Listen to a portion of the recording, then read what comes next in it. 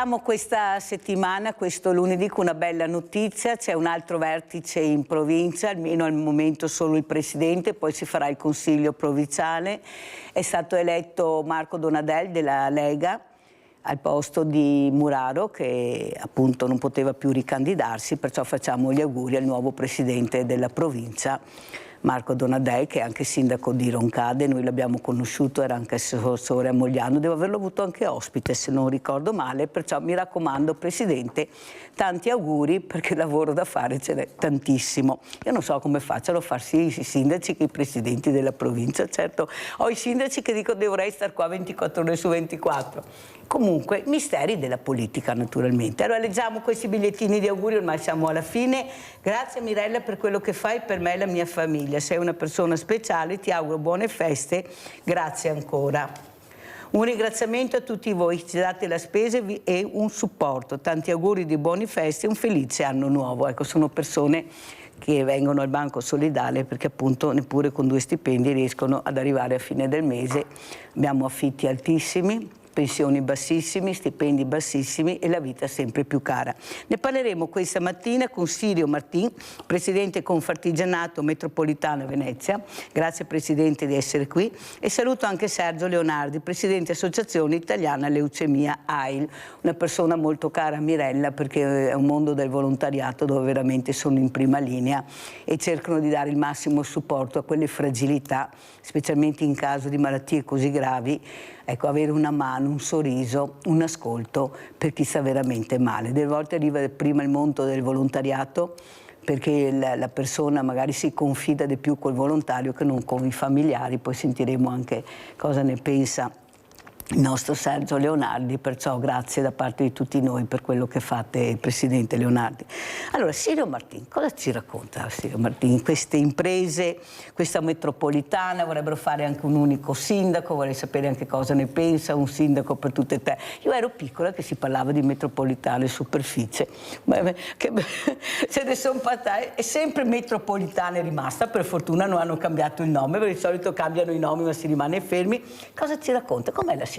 Come si apre questo 2026, Presidente? I temi messi sul tavolo sono tanti, perché in poche parole ha messo tanti temi sul tavolo. Intanto vediamo cosa succede in questa città metropolitana di Venezia, cosa succederà nei prossimi mesi, perché penso a maggio, si parla di fine maggio, ci saranno le nuove elezioni per quanto riguarda il sindaco di Venezia e come sappiamo per norma il sindaco di Venezia sarà anche automaticamente il sindaco della città metropolitana di Venezia. Questa è una criticità purtroppo della legge del Rio che noi riscontriamo e diciamo da parecchio tempo, penalizza molto l'attività e la vicinanza della città metropolitana al territorio metropolitano, perché come ha già detto lei il sindaco di Venezia credo abbia da occuparsi della città di Venezia, una città unica al mondo, credo abbia poco tempo e forse anche poco animo per occuparsi di territori che vanno da Chioggia e arrivano fino a San Michele al Tagliamento e quindi fino al Tagliamento.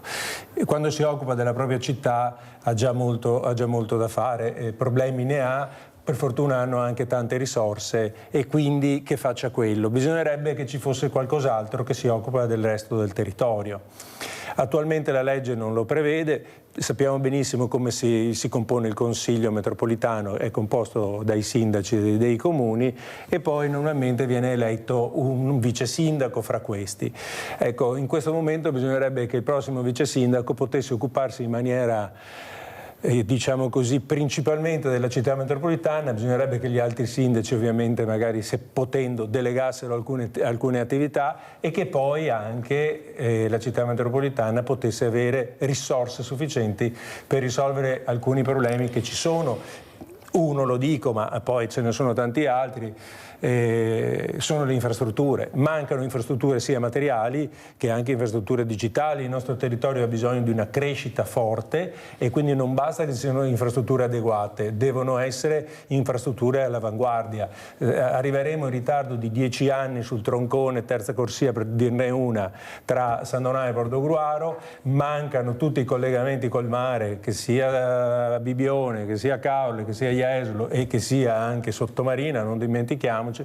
Pensiamo a Bibbione, che per accedere a Bibbione c'è un solo ponte. Se quel ponte per qualsiasi motivo va fuori uso non si entra, ma soprattutto non si esce più da Bibbione. Quindi queste infrastrutture e poi quelle digitali, ci sono alcune zone che sono veramente messe male, anche dovuto a zone industriali o artigianali un po' frammentate in giro per il territorio, ma su quell'asse sviluppano circa 7 miliardi di fatturato, quindi una cosa estremamente importante. Allora, infrastrutture, parliamone, è molto importante, perché noi quando usciamo alla mattina tutti quanti, penso, è un dramma nel vero senso della parola, perché dove interessa a noi le cose non sono state fatte, oppure si parla di terza, quarta corsia, ma una distanza di 10 anni, chissà chi ci arriverà magari, e soprattutto quello che non si riesce a capire è come mai in certi posti, in certi luoghi si investe molto. Ad esempio parlo delle infrastrutture di Cortina.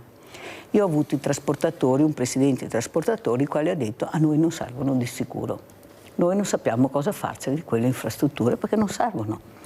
Allora io mi domando, Presidente, non è il caso che quando sono fondi pubblici, perché alla fine sono soldi pubblici, dovrebbero fare dei referendum dove anche noi possiamo dire la nostra, non solo sui referendum che non ci appartengono, non sappiamo neanche di cosa si parla, non sono d'accordo neanche tra di loro. Pensate noi come possiamo andare a mettere questa croce, ma bisogna andare a votare perché è un obbligo, un dovere, guardate, veramente. Non le sembra che forse il tema infrastrutture, su un'Italia che avete visto in Sicilia, in Calabria, cosa sta succedendo, si sta sgretolando, di iniziare a parlare di ferrovia, di porti, per capire che forse nel 2026, con veramente la ricerca che ha fatto passi da gigante per quanto riguarda l'elettronica, per quanto riguarda qualsiasi cosa che velocizzi, pensiamo anche dove è arrivata l'intelligenza artificiale, però mi sembra che non ci sia questa volontà, si parla solo di cemento, colate di cemento, chissà quante corsie vedremo, 4, quinte, ma questo paese, secondo lei, Presidente, ha bisogno di corsie o ha bisogno, come dice il professor Gerosa, di girare la piramide e vedere veramente quello che serve in un territorio così fragile, così delicato, circondato da acqua, con dei terreni fragilissimi? Allora io credo che anche partendo da Cortina le infrastrutture servono sempre. Magari non servono oggi, ma serviranno fra 10 anni. Quando è stata fatta l'autostrada Milano fino a Trieste ci passavano 10 macchine al giorno, ora non è più così. È vero, le merci si muovono ancora e continueranno sempre a muoversi, magari fra un po' si muoveranno con i droni, chi lo sa, però continueranno ad essere trasportate dal luogo di produzione al luogo di utilizzo. Quindi le infrastrutture mirate, progettate, studiate e programmate, anche la pedemontana. È vero, in questo momento sta girando sottotono, ma prima o poi, però per molti cittadini e per molte imprese è stato un vantaggio non da poco, e quindi magari nell'economia, diciamo così, limitrofa e ne trae vantaggio. Perciò bisogna sempre stare un po' attenti a non fare solo il conto con lo scontrino che si batte tutti i giorni, perché c'è anche tutto il contorno. Serve sicuramente l'infrastruttura digitale in maniera drammatica, ne serve tantissima, però io non mi staccherei mai da quella che è l'infrastruttura strutturale. Per quanto riguarda i porti, pensiamo per esempio cosa sta facendo Venezia. Sta facendo il collegamento ferroviario tra stazione ferroviaria e aeroporto. Saranno 50 anni che se ne parla, finalmente la stanno realizzando. Lei citava prima la metropolitana di superficie, tra Portogruaro e Venezia c'è la metropolitana di superficie.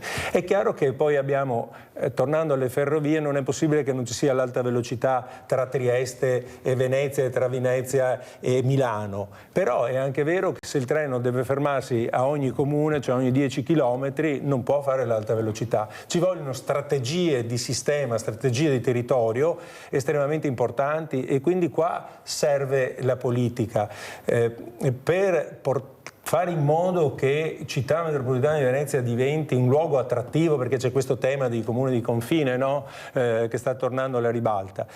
Bisogna metterla in condizione di essere attrattiva per il resto, cioè il valore aggiunto della nostra produzione deve aumentare in maniera incredibile, quindi per fare questo servono infrastrutture materiali, infrastrutture digitali che porteranno sul territorio attività ad alto rendimento, perché in questo momento solo i servizi non sono sufficienti, solo il turismo non è sufficiente, servono competenze di grande profilo, ma queste si installano solo se ci sono industrie o fabbriche o attività di alto profilo e servono strutture di alto profilo, sia materiali, ripeto, e sia digitali.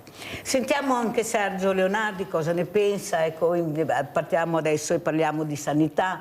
Partiamo bene perché dicono che abbiamo una sanità qua nel Veneto che è veramente un fiore all'occhiello per qualcuno, per qualcun altro no, ma sappiamo sempre che appunto c'è sempre qualcosa che non può andare. Però il problema è che quando uno sta male ha bisogno di servizi e io parlavo con dei medici, con dei professionisti, ho avuto anche il direttore generale dell'US2 proprio venerdì. Il problema è che quando esci dall'ospedale purtroppo quei servizi che dovresti avere non ci sono. Stanno cercando di far partire le case di comunità, ma non sono ancora partite perché non c'è il personale, è inutile che ce la giriamo. E questo crea veramente un problema perché quando uno sta male, non c'è niente da fare e bisogna aiutarlo. Come vedi Sergio, come va? Cosa senti? Cosa dicono le persone che si rivolgono a voi? Sono persone veramente con dei problemi enormi. Beh, noi rappresentiamo l'AIL, che è l'associazione che si occupa dei malati di leucemia, linfoma e mieloma, ed è una fetta delle patologie, diciamo, che sono seguite all'interno di un territorio come quello trevigiano. La carenza di personale credo che sia una situazione assolutamente drammatica, perché noi vediamo che nei nostri servizi di ematologia, centro trapianti e del territorio per l'assistenza domiciliare oncoematologica ci viene richiesto di finanziare il personale e questo è un problema, perché noi siamo impegnati a raccogliere fondi per sostenere i pazienti e le loro famiglie. Sosteniamo molti progetti di ricerca, perché in questo momento stiamo finanziando 12 progetti di ricerca sulle nuove terapie fondamentalmente. Faccio notare che l'AIL di Treviso finanzia, tra tutte le AIL italiane, il 10% della ricerca ematologica la finanzia solo l'AIL di Treviso, quindi è un impegno economico assolutamente importante, ma credo necessario. Ecco, è una spinta che il nostro direttivo lo fa, però siamo anche chiamati a finanziare borse di studio per i biologi che preparano le cellule staminali per il centro di trapianti, un medico trapiantologo per i trapianti, gli psicologi per il servizio di psicologia. Ecco, siamo chiamati a finanziarli noi e in questo momento assicuro che siamo anche un po', non dico in difficoltà, ecco, ma attenti, perché stiamo finanziando il personale che dovrebbe essere garantito attraverso i concorsi, attraverso l'azienda zero che dovrebbe fornire il personale, perché se devi aprire un centro trapianti a Treviso devi anche assicurare che ci sia il personale per farlo funzionare. Più chiaro di così questo non poteva essere. Sergio Leonardi, ti fermo un attimo Sergio, perché abbiamo Luigia da Cassola, se no mi cade la linea, ma poi riprendiamo. Prego Luigia. Allora, posso parlare? Prego, buongiorno. Ma stai parlando... volevo dire solo una cosa, che collega la salute anche alla velocità, perché non ci servono cose che vanno più veloci, strade più veloci, dobbiamo tutti calmarci un po', quindi non ci sarà bisogno neanche di tanti trapianti, di tanti ospedali, perché se cambiamo un po' la nostra vita, andiamo più lentamente, staremo anche meglio. Grazie. Cara Luigia, sai che sono anche d'accordo con te che dobbiamo rallentare abbastanza e forse la qualità della vita migliorerà per tutti. Siamo talmente frenetici che è una cosa incredibile. Allora, Presidente, Finiamo intanto con Sergio Leonardo, Presidente, poi sentiamo. È anche vero risposta alla signora che ha chiamato adesso, una malattia ematologica non è che dipenda purtroppo da questi fattori, in generale può essere vero.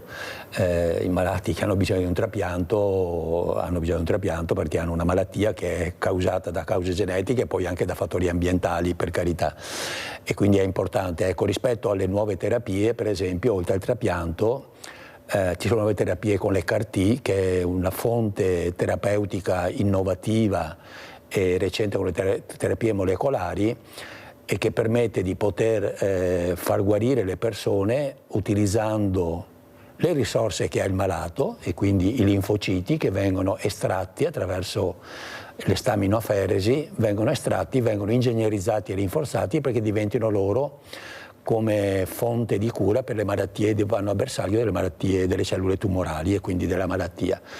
Abbiamo finanziato in questo momento un progetto insieme all'AIL di Vicenza e all'AIL di Verona, un bando regionale, perché queste terapie con le CAR-T hanno un 14% di non risultato positivo, e quindi c'è una nuova fonte di utilizzo sempre di linfociti, sono le CIC, un'altra fonte di terapia con le cellule del malato. Stiamo finanziando questo progetto di ricerca per vedere se riusciamo anche ad aiutare quel 14% di malati che non rispondono con le CAR-T. Ecco, le CAR-T vuol dire che sostituiscono le terapie classiche delle malattie tumorali, no? Quindi quelle terapie che sono anche estremamente invasive e dannose per il paziente. Presidente, io ho avuto sia l'Avis che l'AIDO e anche altre associazioni importanti del territorio che si occupano di donazioni, che le donazioni sono in forte calo, sono molto preoccupati, e specialmente nella nuova carta d'identità i diciottenni donano pochissimo.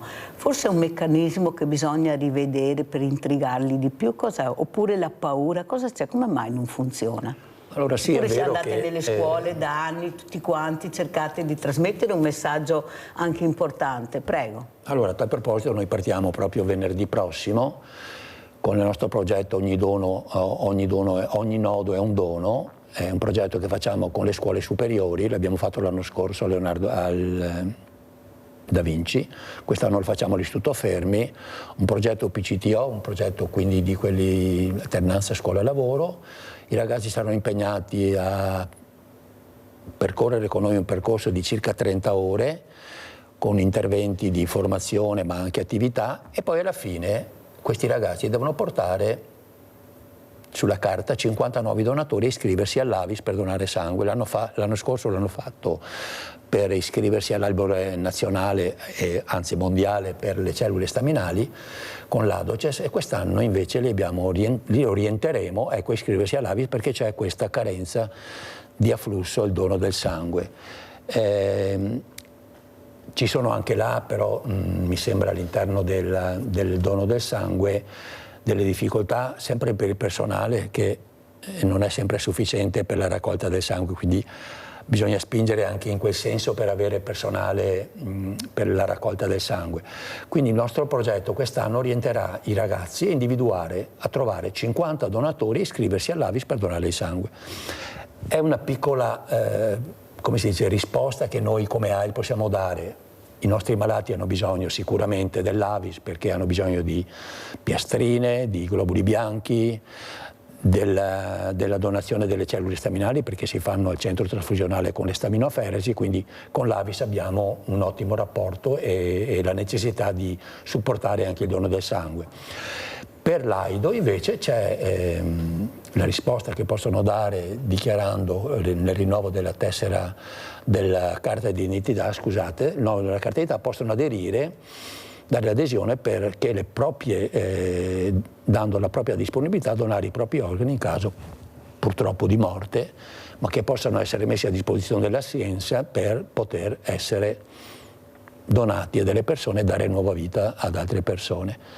E credo che tutte le associazioni sono chiamate a collaborare, ma anche le istituzioni sono chiamate ad orientare una scelta in comune, si chiama questa disponibilità che gli uffici anagrafi dei comuni danno nel rinnovo della carta d'identità ai cittadini per dare disposizioni che i propri organi possono essere alla fine della loro vita utilizzati ai fini scientifici. Quindi sarebbe importante che negli uffici comunali ci fosse materiale sufficiente, disponibile, perché loro non possono orientare, credo gli impiegati non possono orientare alla scelta, perché sarebbe un po' una pressione forzata, credo io, no? Però che possano dare materiale disponibile per informarsi ai cittadini e fare una scelta consapevole sicuramente. Poi ci torneremo perché è una domanda che mi sta a cuore, poi farò a Sergio Leonardi. Invece chiedo a Sirio Martin, presidente appunto Confartigianato Metropolitano a Venezia, piccolo e bello ma non basta più. Io vedo la preoccupazione di molti artigiani specialmente, non proprio neanche piccoli, anche medi, perché come si parlava prima c'è una burocrazia che li sta soffocando. E non sono strutturati. Bisogna essere strutturati per riuscire a superare questa asticella e a mio avviso non sono stati neppure accompagnati in tutti questi anni a essere strutturati. Eppure erano iscritti a associazioni, pagavano le iscrizioni, però qualcuno si è dimenticato che oltre all'ufficio molto bello serviva anche qualcos'altro, l'accompagnamento, perché queste persone hanno sempre lavorato, hanno cercato di dare il massimo con il lavoro e poi abbiamo visto cosa è successo. Secondo lei non sarà il caso di rivedere, perché tutti parlano di sburocratizzazione, però poi alla fine mi sembra che non arrivi. Vediamo noi poi nel mondo del volontariato, hanno tassato anche noi, perciò siamo quelli che hanno messo la pezza durante la pandemia. I politici non c'erano, Presidente, a portare la spesa o le medicine, vero Sergio, o all'ospedale, arrivavamo noi, ma si sono dimenticati, qui abbiamo la memoria molto corta. Però in effetti queste aziende stanno chiudendo, non c'è niente da fare, ma così vale anche per il mondo del volontariato. Quanti ne abbiamo perso perché non sono strutturati? Non è possibile, non ce la fanno, anche perché non è che abbiamo passato dei periodi difficili anche come lavoro. Cosa ci dice, Presidente? Ecco, voi cosa farete per far cercare la politica? Si parla, per carità, ma io ho detto ai politici che adesso bisogna agire, perché i numeri li hanno tutto adesso, progetti, numeri, adesso bisogna agire oltre che parlare. Prego. Sì, io non condivido la sua analisi sul mondo delle associazioni, ma dopo ne parleremo. Per quanto riguarda la politica, diciamo che l'efficientamento della politica lo si misura in numero di provvedimenti che vengono emessi. Io lo misurerei sul numero di provvedimenti che vengono tolti, eliminati, perché credo che norme ne abbiamo un'infinità. Purtroppo siamo un paese un po' particolare noi, cioè nel senso le norme molto spesso vengono fatte per impedire che qualcuno in qualche modo faccia il furbo, non faccia, diciamo così, la parte non educativa della norma, diciamo così, in qualche modo faccia il trasgressore. Invece le norme dovrebbero essere costruite per chi vuol fare e quindi facilitare le attività che ci sono e che si vogliono fare in buona fede nel rispetto delle norme. Poi chi non le rispetta dovrebbe vedersela con la magistratura. Tu non puoi già costruire una norma che impedisce in qualche modo un'attività o l'apertura di un'attività in modo rapido. Questo è sicuro. Io mi auguro adesso, per quanto riguarda la Regione Veneto, c'è questo tavolo sulla sburocratizzazione dove è coinvolto anche tutto il mondo delle associazioni, almeno quelle principali. Mi auguro che non sia un altro trasferimento di burocrazia, cioè che se la tolga la parte pubblica per trasferirla sulla parte privata. E perché se la toglie la parte pubblica? Perché non ha più personale. Anche le amministrazioni pubbliche fanno fatica a trovare personale, poi anche per ragioni di bilancio, da quanto sembra, ma non solo per ragioni di bilancio, anche proprio perché mancano magari le competenze e quindi trasferiscono quello che è il loro apparato burocratico, lo trasferiscono sulle spalle delle imprese, purtroppo io aggiungo. Ed è vero che più l'impresa è piccola, più sente il peso della burocrazia, che io definisco ormai una molestia burocratica, perché ormai tutte le imprese, quando soprattutto magari sono, non dico a fine corsa, ma vicino alla fine corsa per problemi di anzianità, di età del titolare o dei titolari, sentono questo peso maggiormente. Perché non sono abituati a questi ritmi, no? Diceva prima la telespettatrice, rallentiamo, noi siamo abituati a velocità minori rispetto a queste, probabilmente chi arriverà al nostro posto sarà abituato a questo ritmo e quindi risponderà meglio, ma per il momento noi diciamo così non si può più andare avanti, spendiamo un sacco di tempo e un sacco di denaro per rispondere ad adempimenti burocratici a volte del tutto ripetitivi, ridondanti, inutili, che non portano alcun vantaggio se non a dare dati alla pubblica amministrazione, e invece di occuparci del lavoro, della produzione vera e propria che ci serve. E questo dovrebbe essere un momento dove questa analisi andrebbe fatta in maniera approfondita, perché avendo sempre meno personale a disposizione, la demografia la conosciamo, la gestione dell'immigrazione la conosciamo, quindi abbiamo problematiche piuttosto strutturali, bisogna fare in modo che chi può stare all'attività produttiva stia in attività produttiva e non stia a produrre carte che non servono a nulla. Questo vale anche per le forze dell'ordine, più ne abbiamo sulle strade meglio è, più abbiamo idraulici che possono andare a lavorare e a costruire, a fare impianti nelle abitazioni, ma anche negli ospedali. Io dico sempre, domani mattina nelle sale operatorie, se non avete più l'idraulico e l'elettricista che ha portato gli impianti, non operiamo più. Se andiamo avanti con questa situazione ne abbiamo sempre di meno, avremo sempre più fatica a reperirli, è anche un problema culturale, è anche un problema di stipendi.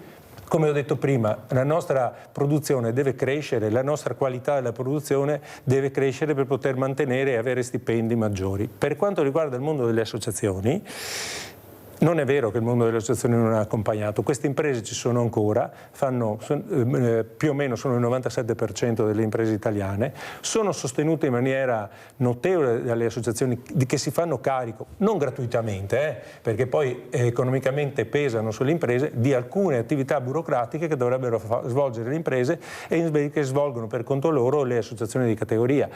Poi che il mondo sia cambiato, sì, però bisogna anche che le associazioni siano meno impegnate a svolgere attività burocratiche per svolgere attività di consulenza e che magari portano le imprese a crescere, ma non è detto che l'impresa debba crescere numericamente a tutti i costi, perché io una grande impresa la definisco quella che dà al territorio. Una piccola impresa è quella che prende dal territorio, cioè che non crea valore aggiunto ma lo ruba. Al di là delle dimensioni, di questo dobbiamo occuparci, perché dobbiamo costruire imprese sane e la pubblica amministrazione ci deve mettere in condizione di poter operare in maniera sana, creando le infrastrutture.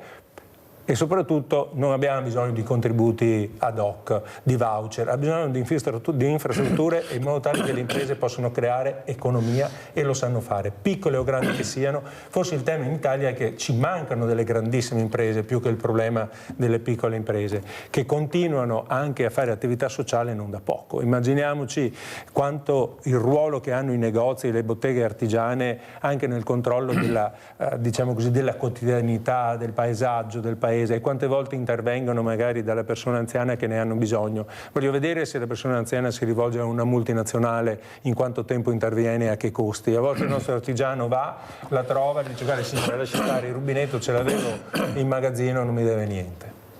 Vede Presidente, lei rappresenta la Confartigianato, io invece ospito gli artigiani e purtroppo la devo contraddire, loro dicono che non sono stati accompagnati dalle associazioni che dovevano accompagnarle, soprattutto quelli piccoli, e ricordo anche che il grande nord-est era fatto da piccole imprese e trascinava l'Italia, non dalle multinazionali. Noi siamo andati in crisi quando sono arrivate le multinazionali e perciò questo dovremmo ricordarcelo. Il problema è che non abbiamo lasciato a lavorare queste aziende, queste piccole aziende, ci ricordiamo i morti che abbiamo avuto di persone per bene, perché l'azienda era una famiglia, che qualcuno forse se lo dimentica quel passaggio ed è giusto ricordarlo. Sto parlando dei suicidi. Proprio perché, esatto, parlo proprio di suicidi, perché qualcuno non li ha aiutati, specialmente le banche.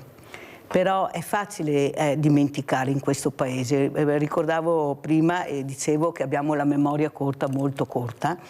Io invece sono preoccupata perché le multinazionali iniziano a pagare adesso le tasse, cosa sono 2 anni che pagano le tasse? Certo. Ecco, mentre il piccolo è ancora sommerso da questa, come dice lei, questa burocrazia che lo sta veramente soffocando e non vedo che ci sia questa volontà di creare un respiro proprio di sollievo. Io ho avuto un'artigiana della calzatura e si parlava del Made in Italy, bella, Made in Italy, e lei dice: dove vado a vendere il mio Made in Italy? Dicono che devo trovare altri mercati, lo vendo nel Bangladesh, dove lo vendo in India, la mia scarpa Made in Italy non me la comprano di sicuro. Dove devo andare a parare? Ecco, qualcun altro mi dice: ma ci sono altri mercati? Perfetto, allora diglielo. Come? Vieni qua. È venuta già 2 o 3 volte, perciò anche con una storia. Io credo a questa artigiana. Se lei mi dice, vuol dire che lei non sa dove andare a vendere questa scarpa, che è bella, perché noi siamo di creativi e là nessuno ce la può togliere, fortunatamente. Però chi vende il mio Made in Italy? E cos'è il Made in Italy? Avete sentito ieri, se qualcuno ha visto i tartufi, la carne, e vai nel silenzio totale, perché mi sembra che questo macello funzioni ancora. Ma la salute pubblica, chi se ne frega, se ce l'hai, e se no arrangiati.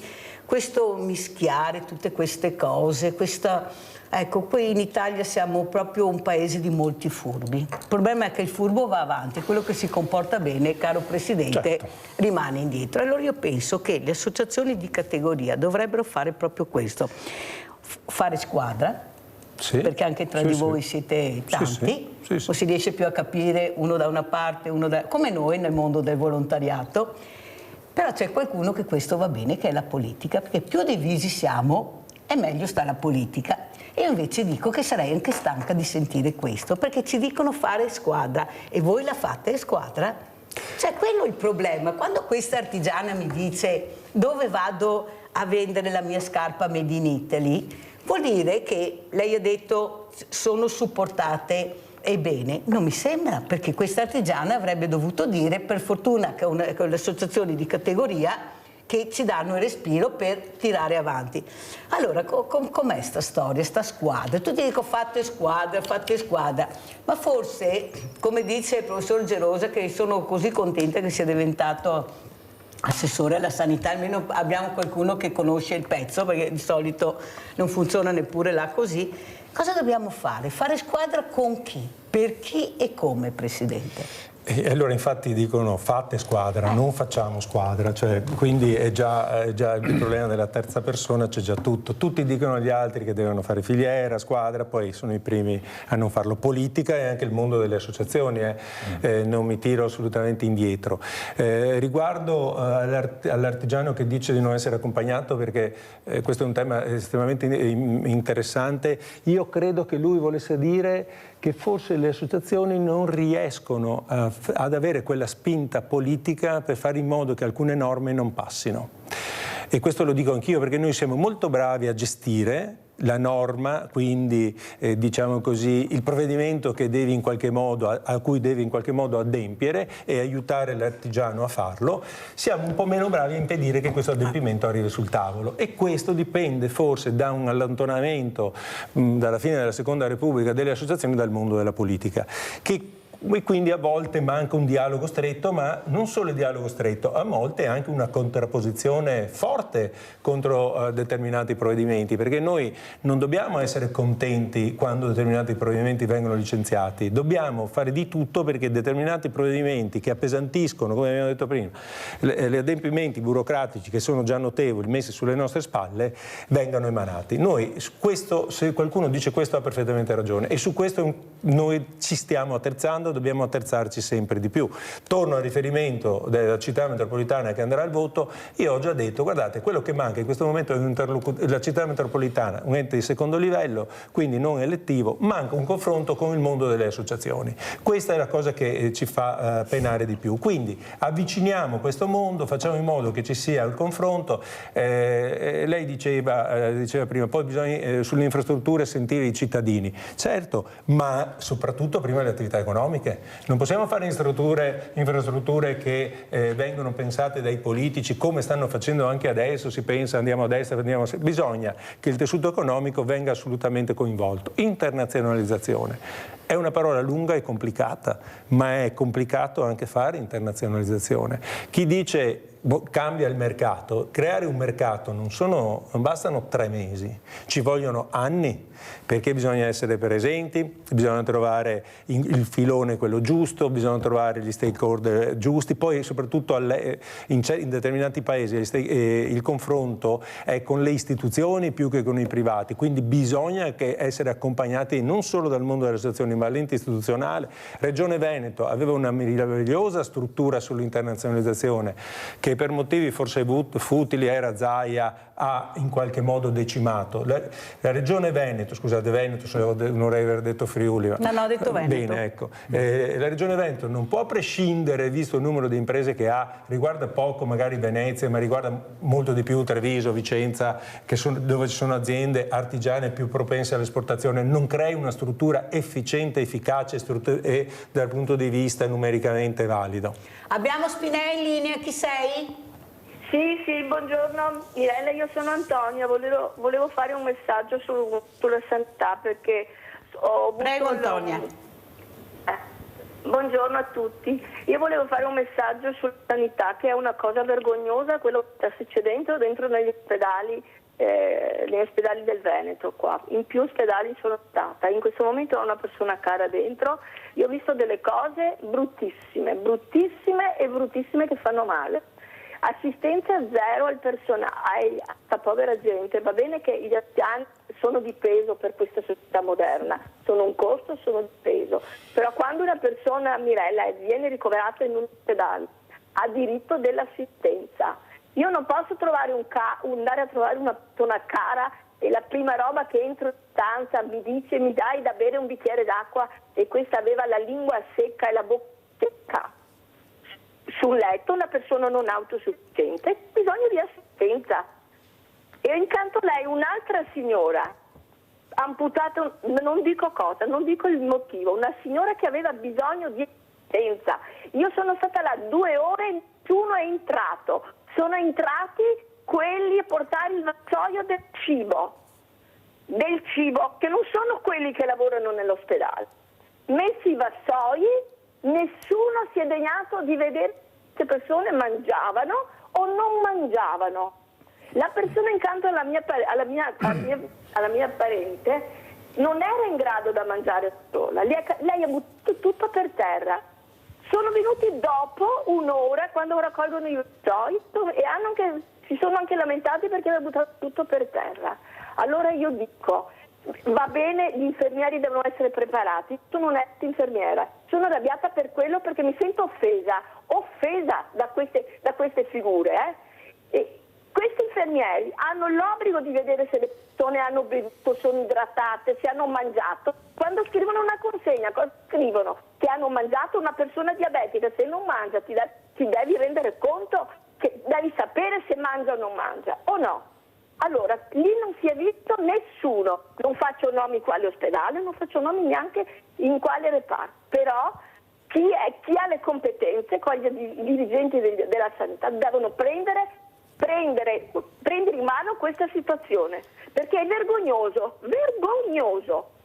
signora Mirella. Cara Antonia, forse ti sei persa la puntata di venerdì col direttore generale, che ho chiesto grazie Antonia, ho chiesto al direttore generale, in attesa che arrivino queste figure che non ci sono, i numeri che mancano, di farsi aiutare dal mondo del volontariato, di aprire gli ospedali al mondo del volontariato. Gliel'ho detto venerdì, lui ha preso nota, ha detto hai ragione, cercherò anche di allargare, e questo me l'ha detto anche il professor Gerosa, che ripeto, ha detto, e se qualcuno mi ha detto di dire, Leonardi, le dice Mirella, facciamo già, lei dica che ho detto io, non facciamo abbastanza.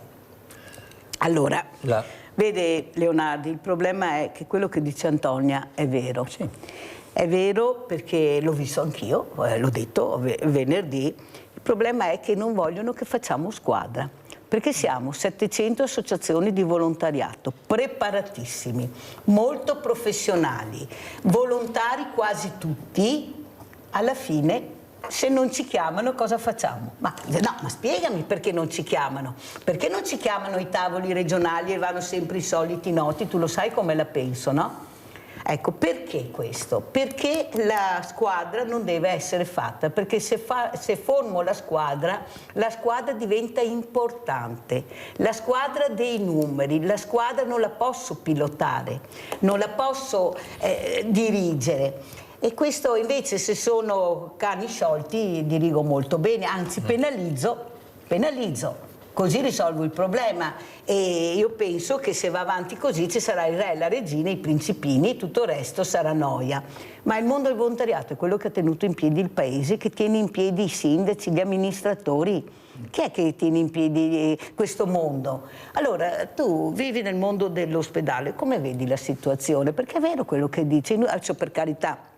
Io direi anche, Antonia, che se sei una persona per bene, come dici, di fare anche qualche nome e cognome, perché siamo così, mi novo combatta. Invece, se sai che hai visto, ci sono degli uffici appositi, giusto, Sergio Leonardo, dove io ho assistito a questo, non lo trovo corretto, non fai mica del male, dici la verità, non bisogna mica aver paura di dire la verità di quello che si vede. Io lo faccio sempre, fino adesso non ho avuto nessuna denuncia, perché dico le cose che vedo, e tante volte anche in diretta davanti alle telecamere dico: se c'è qualcuno che dice che non è vero quello che dico, che ho raccontato delle cose che non sono vere, per cortesia, se vuole contattarmi. Non hai contattato nessuno.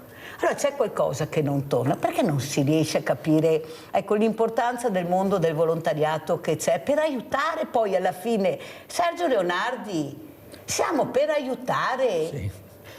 Allora, credo che la situazione è un po' complessa, credo, e articolata, quella della presenza. Scusa Mirella, quella del volontariato all'interno dell'ospedale.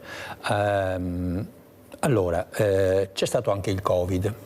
Il Covid ha fratturato un po' quello che era la presenza di volontari. Se io penso ai nostri volontari di AIL all'interno del reparto di ematologia, pre-Covid e post-Covid c'è stata una rottura importante, perché il Covid ha portato anche tutta una serie di rischi che potevano portare le persone all'interno, e quindi i nostri volontari non hanno potuto più entrare nei reparti ad aiutare anche sotto è passato quello, adesso cosa facciamo adesso? Resta il problema comunque della responsabilità, credo anche, che ha l'ospedale rispetto alla presenza dei volontari e alle prestazioni che i volontari possono attuare senza creare danni eventualmente al paziente, perché è vero che oggi il volontario è formato, i nostri volontari fanno un corso per volontari, è formato, però non ha una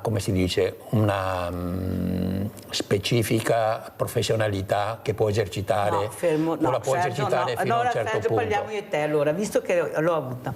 Allora, la Croce Rossa nel 2026 non deve più distribuire la spesa, deve fare formazione.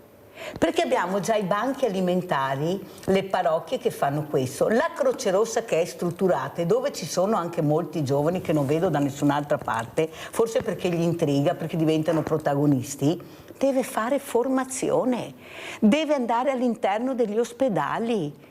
Capisci che finché continuiamo a dire la pandemia, ma è passata la pandemia, e le persone che stanno male, come dice la signora, hanno bisogno subito di una risposta. Non è che possono aspettare che la politica si decida ad investire di più, ad avere più personale, perché non c'è. Non c'è, perché la demografia e la denatalità si sta facendo sentire. Allora, non li abbiamo più i giovani. Sono d'accordo, Mirella, però allora bisogna creare un tavolo fra le istituzioni sanitarie e il mondo del volontariato per definire competenze e limiti che possono avere i professionisti e i volontari, no? Pubblicità.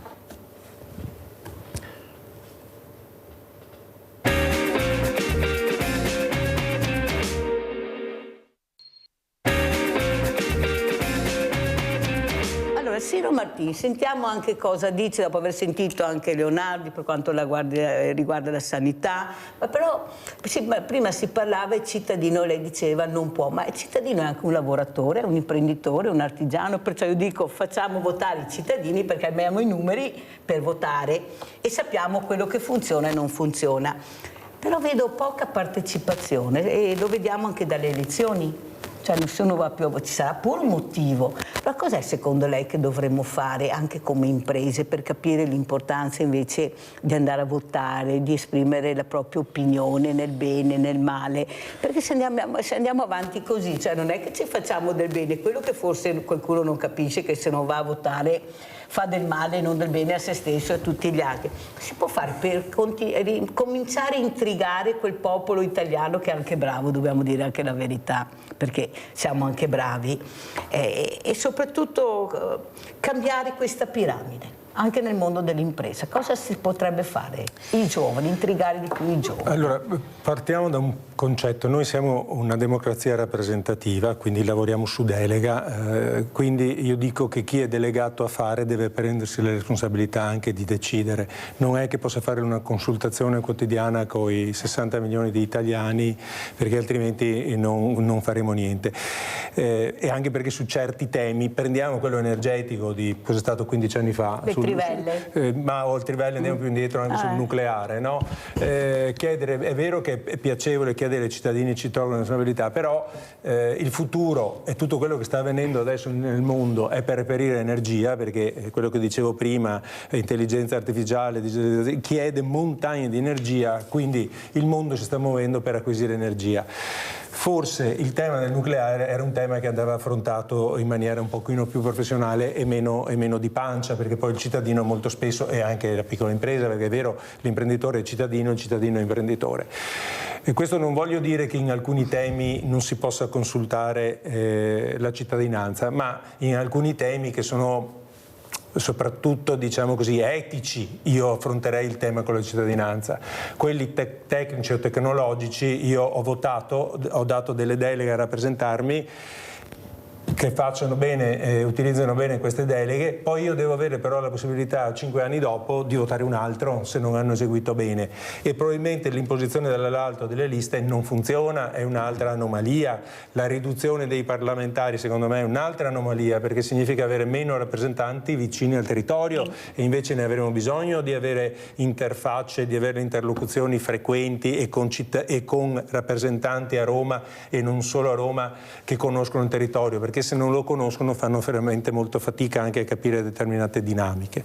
È vero, c'è un allontanamento dalla politica, c'è anche un allontanamento dalla partecipazione associativa, ma anche dalle partecipazioni alle associazioni cattoliche, quindi al mondo, diciamo così, delle parrocchie, ma allo stesso tempo lo vediamo anche sul mondo del volontariato. Un po' è demografico, non dobbiamo mai dimenticarci questo calo demografico, che quindi mentre prima avevamo nel 64 milioni di nati, ora ne siamo sotto i 400.000, vuol dire che se prima avevo 5 persone che potevano farmi quella mia attività, ora ne ho una. Se quella decide di farne un'altra non fa più la mia e quindi mi disperdo. Poi, dico, secondo me c'è un po' la generalizzazione che intanto non cambia nulla. Sì, infatti. E questo non è così, perché i cambiamenti li fanno le persone. Quindi quando partecipi, quando voti, quindi fai partecipazione, scegli la persona. Il problema è che la persona in questo momento ti viene un po' imposta. Il problema è che il mondo è globalizzato, e quindi certe decisioni che tu prendi a Venezia sono inutili, che prendi a Roma a volte sono inutili, perché il mondo è talmente complesso. La signora dice rallentiamo, sì, ma rallentiamo noi, ma gli altri corrono e quindi resti indietro e poi non recuperi più. È veramente molto più complesso, però io mi auguro che i giovani e noi dobbiamo trasmettere però messaggi positivi, certo. E invece trasmettiamo quasi sempre messaggi negativi. È per quello che io sono ottimista. Non sarà vero che noi lasceremo ai nostri figli meno di quanto hanno lasciato i nostri genitori, che ci pensino, perché noi li stiamo lasciando molto di più, e poi soprattutto si rendano conto di dove stanno vivendo. Stanno vivendo in un'isola che è l'Europa, la gran parte dell'Europa, che ancora sta difendendo la democrazia e i diritti.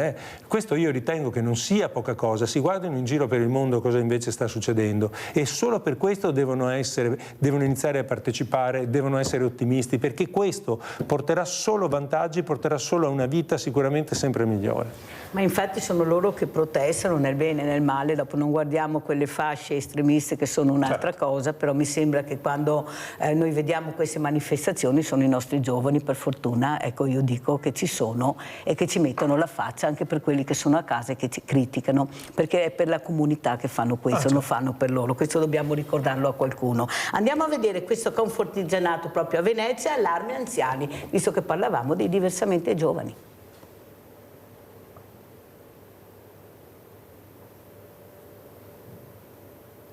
10.000 veneti in lista d'attesa ad oggi ed una popolazione di over 80 destinata a raddoppiare in 25 anni, passando da quasi 400.000 a circa 700.000 nel 2025.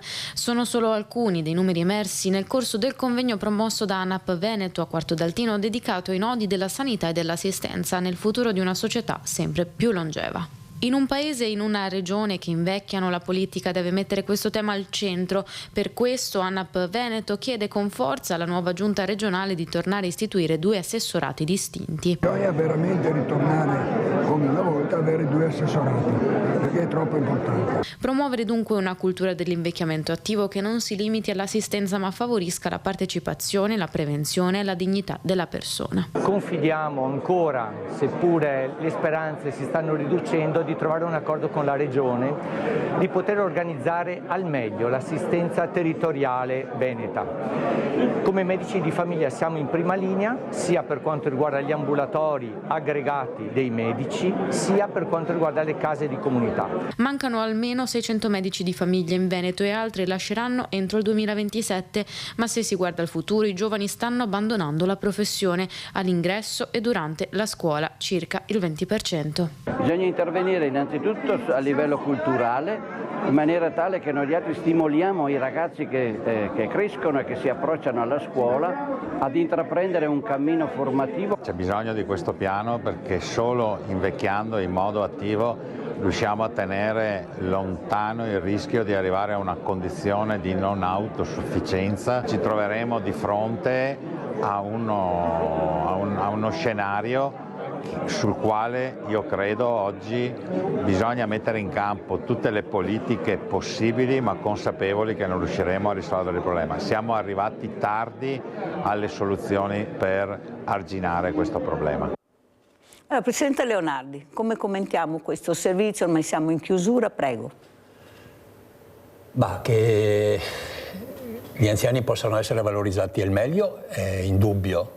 La vita media si sta allungando, l'autonomia delle persone sta migliorando, cioè credo che anche con la prevenzione, con i corretti stili di vita che stanno promuovendo, con le cure, insomma, gli anziani vivono più a lungo e arrivano anziani anche in buona salute, quindi vanno valorizzati per partecipare alle attività del territorio in maniera organizzata e dare il loro contributo, perché credo che la potenzialità ci sia, ma molto spesso credo che manchino gli agganci, cioè manca il modo di farli partecipare, cioè dovrebbero essere date loro delle possibilità concrete.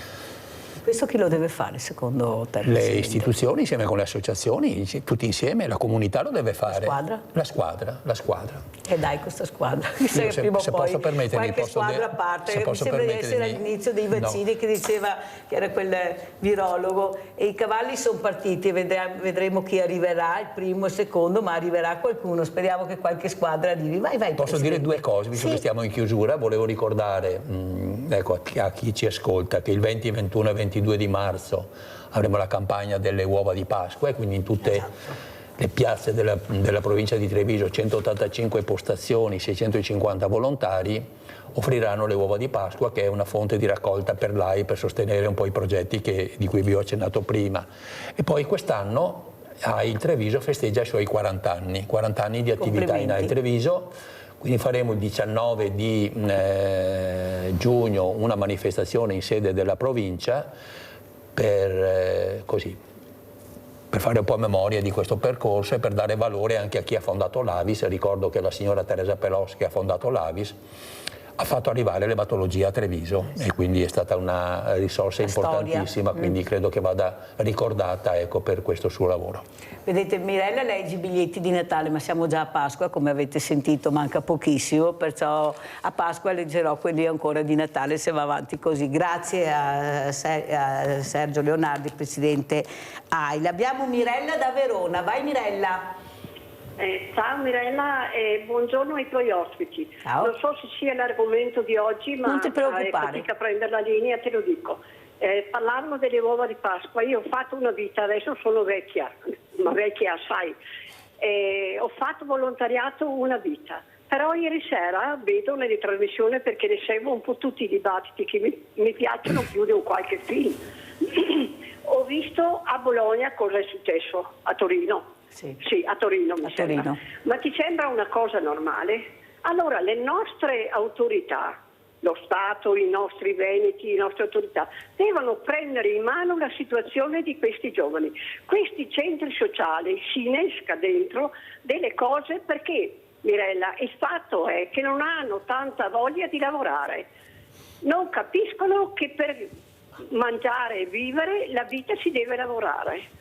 Ma invece vogliono essere mantenuti, vogliono tutto e spaccano tutto. Io non sono d'accordo, perché sono una che ha fatto tanto 30 anni di volontariato. Ecco, io dico, o mettano un generale, scusi del termine, con 2 palle grosse come una casa, o pensano qualcosa. Perché non è giusto che devono distruggere tutto quello che hanno fatto gli altri. Vanno dentro sulle case e distruggono, vanno di qua e vanno di là e ne fanno un macello. Non è giusto che li chiudano e che vadano a lavorare, che si guadagnano la pagnotta come abbiamo fatto tutti noi, e ancora ci sono persone che lo fanno, perché ci sono persone per bene, e le persone per bene non è giusto castigarle perché ci sono di quei gruppi lì che fanno queste cose. Non è giusto. È ora che prendano le decisioni giuste, che dicano che sono razzisti o no, però si deve prendere una linea giusta, castigare.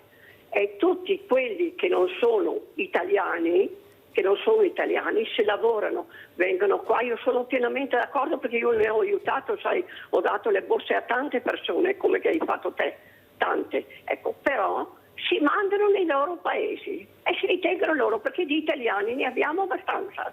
Ecco, Mirella, non voglio andare a lungo, ti ringrazio, saluto i tuoi ospiti e la tua trasmissione. Anch'io ti ringrazio, Mirella ha fatto queste riflessioni a voce alta, ognuno a casa faccia le proprie. Sentiamo che riflessione fa Ciro Martin prima di salutarci, Presidente Confartigianato. Sì, ecco, bisogna stare attenti a non semplificare troppo argomenti estremamente complessi.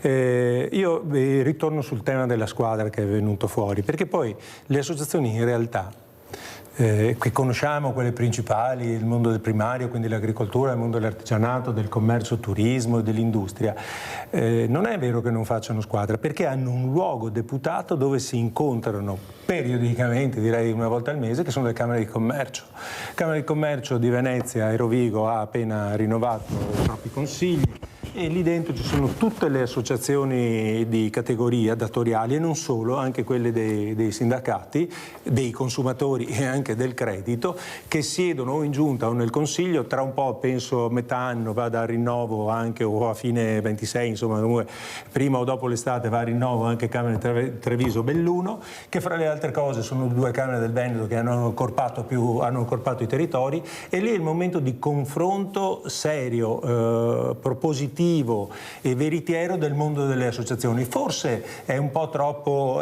forse è poco conosciuto, se ne parla poco, forse le Camere di Commercio, però mi sembra che sia Venezia e Treviso sul dibattito pubblico ci siano, quindi in quel momento non serve fare tanti altri tavoli. Lì ci sono anche risorse economiche, lì c'è anche competenza, lì c'è anche formazione, c'è tanta cosa su quel tavolo. Bisogna forse renderlo un attimino più pragmatico, renderlo un po' più efficace, ma credo che ci riusciremo facilmente, perché le associazioni stanno effettivamente evolvendo, stanno cambiando, e il mondo camerale può dare una guida in questo senso. Abbiamo Giusy da Treviso, poi salutiamo gli ospiti. Vai Giusy. Buongiorno a tutti, io sono da Roncade e saluto il Presidente. Grazie, buona giornata anche a lei. Il Presidente dell'AIL di Roncade. Grazie signora Giusy, credo che lei sia una nostra... Sì, allora io sto aspettando le uova di Pasqua. Arriveremo. Brava Giusy. Si troverà in piazza. Allora Mirella, questi centri sociali che questa gente fa di tutto di tutto questo male, a picchiare, ad ammazzare, a spaccate. Sono sposati ma anche fidanzati. Io penso che tanti siano quelli che stanno maltrattando le loro donne, i loro familiari, perché mi sembra impossibile che questi che fanno tutti questi danni possono essere persone qualificate, buone, non so. Io penso che ce ne sono tanti, perché sono tutti quanti d'accordo di spaccate di tutte queste cose che fanno. Io penso che non trattano bene neanche le loro mogli, vedi, ammazzano, fanno qua, fanno là, fanno su, fanno giù. Io spero che ci sia una persona che li ferma veramente, perché è da anni che succedono queste cose qua. Vi saluto.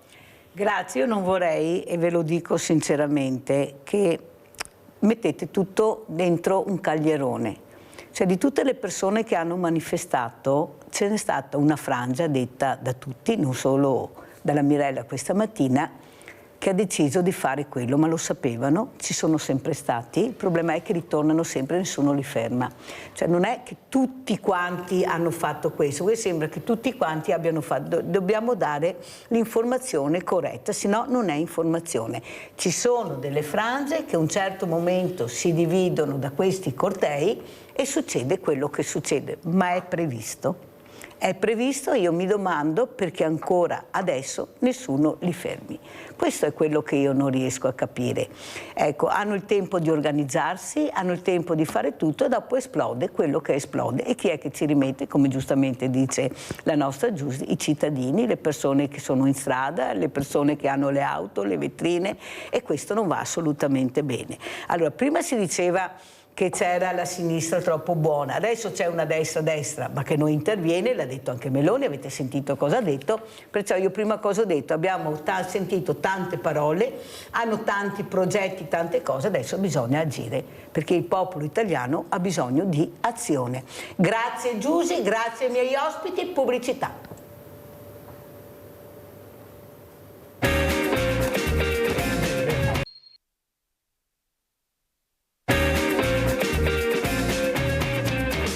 Saluto e ringrazio Marco Della Pietra, sindaco di Spresiano. Ieri ha partecipato a questa votazione in provincia, è stato eletto il nuovo presidente della provincia.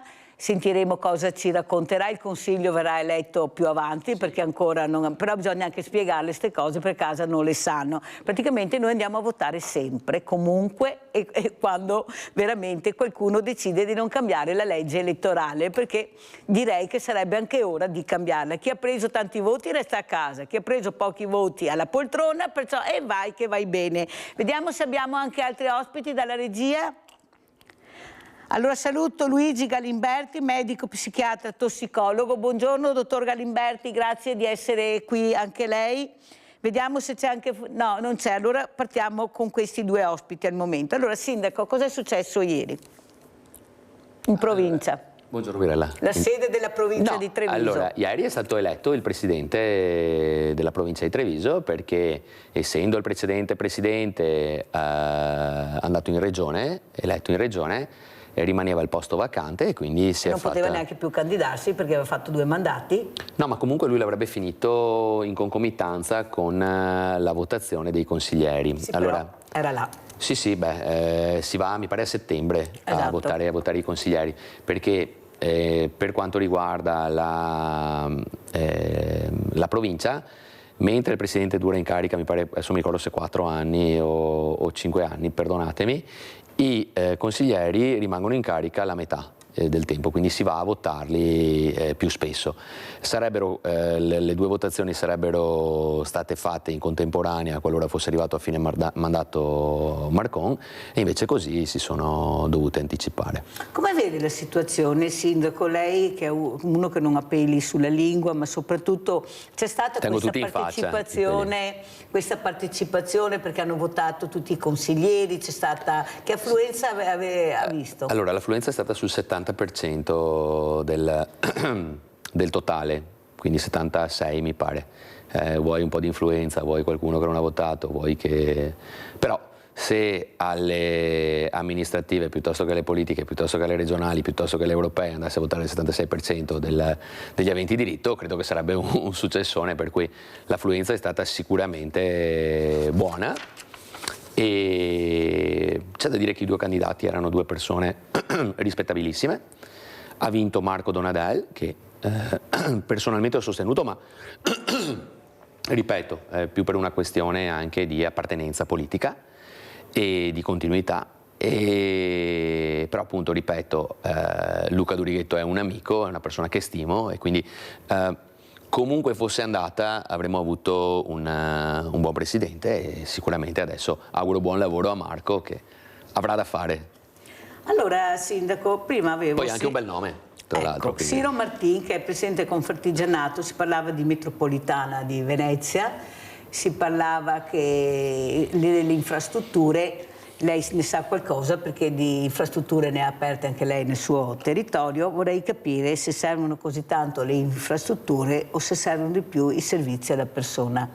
Io penso che siano settimane e settimane che ricevo telefonate, nessuno parla di infrastrutture, tutti chiedono servizi alla persona. Non è che questo cemento ha fatto arrivare i soldi del PNRR anche ai sindaci, che il cemento riesce a superare tanti ostacoli, queste colate di cemento, in maniera che il progetto va avanti e ha una visibilità enorme, invece col servizio alla persona visibilità ne ho molto poca o quasi niente, ed è quello invece che vuole il popolo italiano. Oppure infrastrutture che servono magari in Calabria e in Sicilia, come abbiamo visto cosa sta succedendo. Ecco, i sindaci dicono abbiamo avvisato, i presidenti di regione dicono nessuno sa niente, mai sentito niente. Allora capisce bene che invece uno che perde tutto diventa veramente un grande problema. Allora, questa è una domanda complessa e ti ringrazio anche per avermela fatta. Allora, io sono dell'idea che le infrastrutture servano sempre se c'è una programmazione che preveda l'uso di queste infrastrutture anche per i servizi alla persona. Mi spiego. È evidente che se si parlasse di servizi alla persona in senso spiccio, ma perdonami, lì ci si arriva e ci si deve arrivare, c'è poco da fare. Un contributo piuttosto che una progettualità anche lavorativa, anche se lì magari le infrastrutture servono di più. Nel momento in cui invece si parla di servizi a persone magari portati a domicilio, ecco che l'infrastruttura diventa importante. Perché? Perché se hai una rete viaria, in questo caso, che ti permette di arrivare prima dalla persona, il servizio viene ottimizzato. So che può sembrare un discorso così, campato per aria, però è evidente che oggi bisogna aiutare la gente, è evidente che deve esserci anche una rete che ti permetta di arrivare ad aiutare la gente, anche di infrastrutture. Tante infrastrutture, anche col PNRR, secondo me, sono state fatte a... Non dico la parola, no? Sarebbe un latinismo. No, ma io col PNRR sono sempre stato molto critico, per cui non ho nessun problema. Guardate, io l'unica struttura che ho fatto a Spresiano col PNRR con 1 milione di euro ce l'ho per la prima accoglienza, e quindi l'ho fatta assolutamente, tipo quella che c'è a Treviso al Macello, la stessa identica cosa, e abbiamo delle progettualità finanziate col PNRR per 3 anni. Quindi abbiamo già anche la parte finanziata per la progettualità di aiuto alla persona. Per cui, però vi dico, tante cose sono state fatte proprio per quello che dicevi te prima. Tra l'altro, e io lo dico sempre, il primo bando che si è aperto per il PNRR è stato quello relativo agli asili nido pubblici e alle mense scolastiche. Ora capite bene che io, per dire, a Spresiano non ho un asilo nido pubblico, sono tutti parrocchiali o comunque paritari. Ora, mi metto a fare un asilo pubblico che frego i puteia e faccio un casserar? No, non lo farò mai, no? Ci sono altre realtà che invece hanno bisogno degli asili pubblici. Le mense. Io ho 3 scuole elementari e una scuola media. Se le mense non fossero a posto, sarebbero tutti fuori col forcone. Quindi in un comune piccolo che ha 4 scuole, cosa vuoi che mi serva una mensa? Bene, aprono il bando, 2,5 miliardi di euro disponibili. No, 30 milioni, 2,5 miliardi. Finisce il tempo per accedere alla domanda, richieste 1 miliardo e 300 milioni. Quindi che ne sono altri 1,2 miliardi rimasti là. Cosa fanno? Invece di dire bene, pensiamo ai servizi alla persona o pensiamo a qualche altra cosa che possa servire, riapriamo il bando. Ora, la domanda è, secondo voi, dove sono state fatte le più grandi richieste? mi lascio a che latitudine, quantomeno. Però, Sindaco, è anche vero che voi hanno dato una patata molto importante, anzi patata bollente, lo dico tutte le mattine, nel senso che dovete risolvere tutti i problemi del cittadino. Li hanno dati a voi, sicurezza, sanità, chi ne ha scuola, chi ne ha più ne metta. Non le sembra che troppo facilmente passano questo cerino ai sindaci? Con pochi soldi, perché quella è la verità, almeno tutti quelli che dicono abbiamo poche risorse da impegnare, ma soprattutto qual è l'obiettivo della politica se non quello che è stata delegata per aiutare il popolo italiano da nord a sud, da est a ovest. Però mi sembra che questo non avvenga. Allora si parla di sanità, poi abbiamo le telefonate che non va così bene come pensiamo. Parliamo di infrastrutture e arriva la telefonata, quando esco di casa è un macello. Parliamo di fragilità, che sa che a Mirella sta tanto a cuore. Io ho le mamme di diversamente agili, come le chiamo io, che stanno facendo squadra perché non ne possono più, non vedono passi avanti. Questi ragazzi, anche se ricevono dei diplomi, non vengono assunti, non trovano lavoro, me lo dicono anche i sindacati. I numeri non ci sono, eppure sono bravi, hanno un diploma, vuol dire che sono in grado di gestire. Perché questo sistema è talmente ormai collassato che non si riesce più a capire cosa funziona e cosa non funziona. Quello che continuiamo invece a vedere è terza corsia, quarta corsia, colate di cemento, abbiamo visto queste case di comunità ancora tutte chiuse, non si sa quando apriranno, personale non c'è, però se vai a Cortina ha il paese del bentegodi, medici, assistenza, infrastrutture. Io ho avuto gli artigiani, un camionista che si occupa proprio di questo e ha detto ma non servono mica quelle infrastrutture che stanno facendo anche no, qui rappresenta anche i trasportatori. Allora capisce che uno è a casa e dice ma cosa stanno facendo quei soldi nostri? Perché alla fine sono soldi pubblici. Assolutamente sì. E allora sindaco, lei cosa vuole dire? Perché poi l'unico che tiene aperta la porta è il sindaco e riceve tutte queste lamentele e non ha i soldi, non ha le arrivano infrastrutture. già arrabbiati, mi è capitato di avere una discussione. Cosa dice lei come sindaco? Perché lei si è candidato e cerca di andare anche avanti, di portare anche la sua esperienza, però come avete sentito siedono persone che hanno preso pochi voti, vabbè, ma lì, hanno preso tanti. No, ma lì è la legge elettorale regionale che appunto, è così. Lo dica anche il suo partito comunque. Bisogna accettarla, ma io lo dico. Però, tutti pensano e parlavano di cambiare la legge elettorale e siamo ancora ma lì, come prima. Allora sindaco, che risposte potete dare a questi cittadini che non sanno più dove bussare? Allora noi cerchiamo di darle, purtroppo però si è arrivati, come dicevi tu, all'esasperazione e vi dico, talvolta anche il sindaco è esasperato però, no? Perché vedete, e lo dico anche cospargendomi il capo di cenere, ma talvolta magari le risposte del sindaco non sono così affabili e così simpatiche, perché anche il sindaco si vede sulle spalle tutti i problemi che dicevi tu prima, per cui non è proprio così semplice, no? E poi, piuttosto di dare una risposta così, per rasserenare, ma poi non fare, è meglio essere a volte anche duri.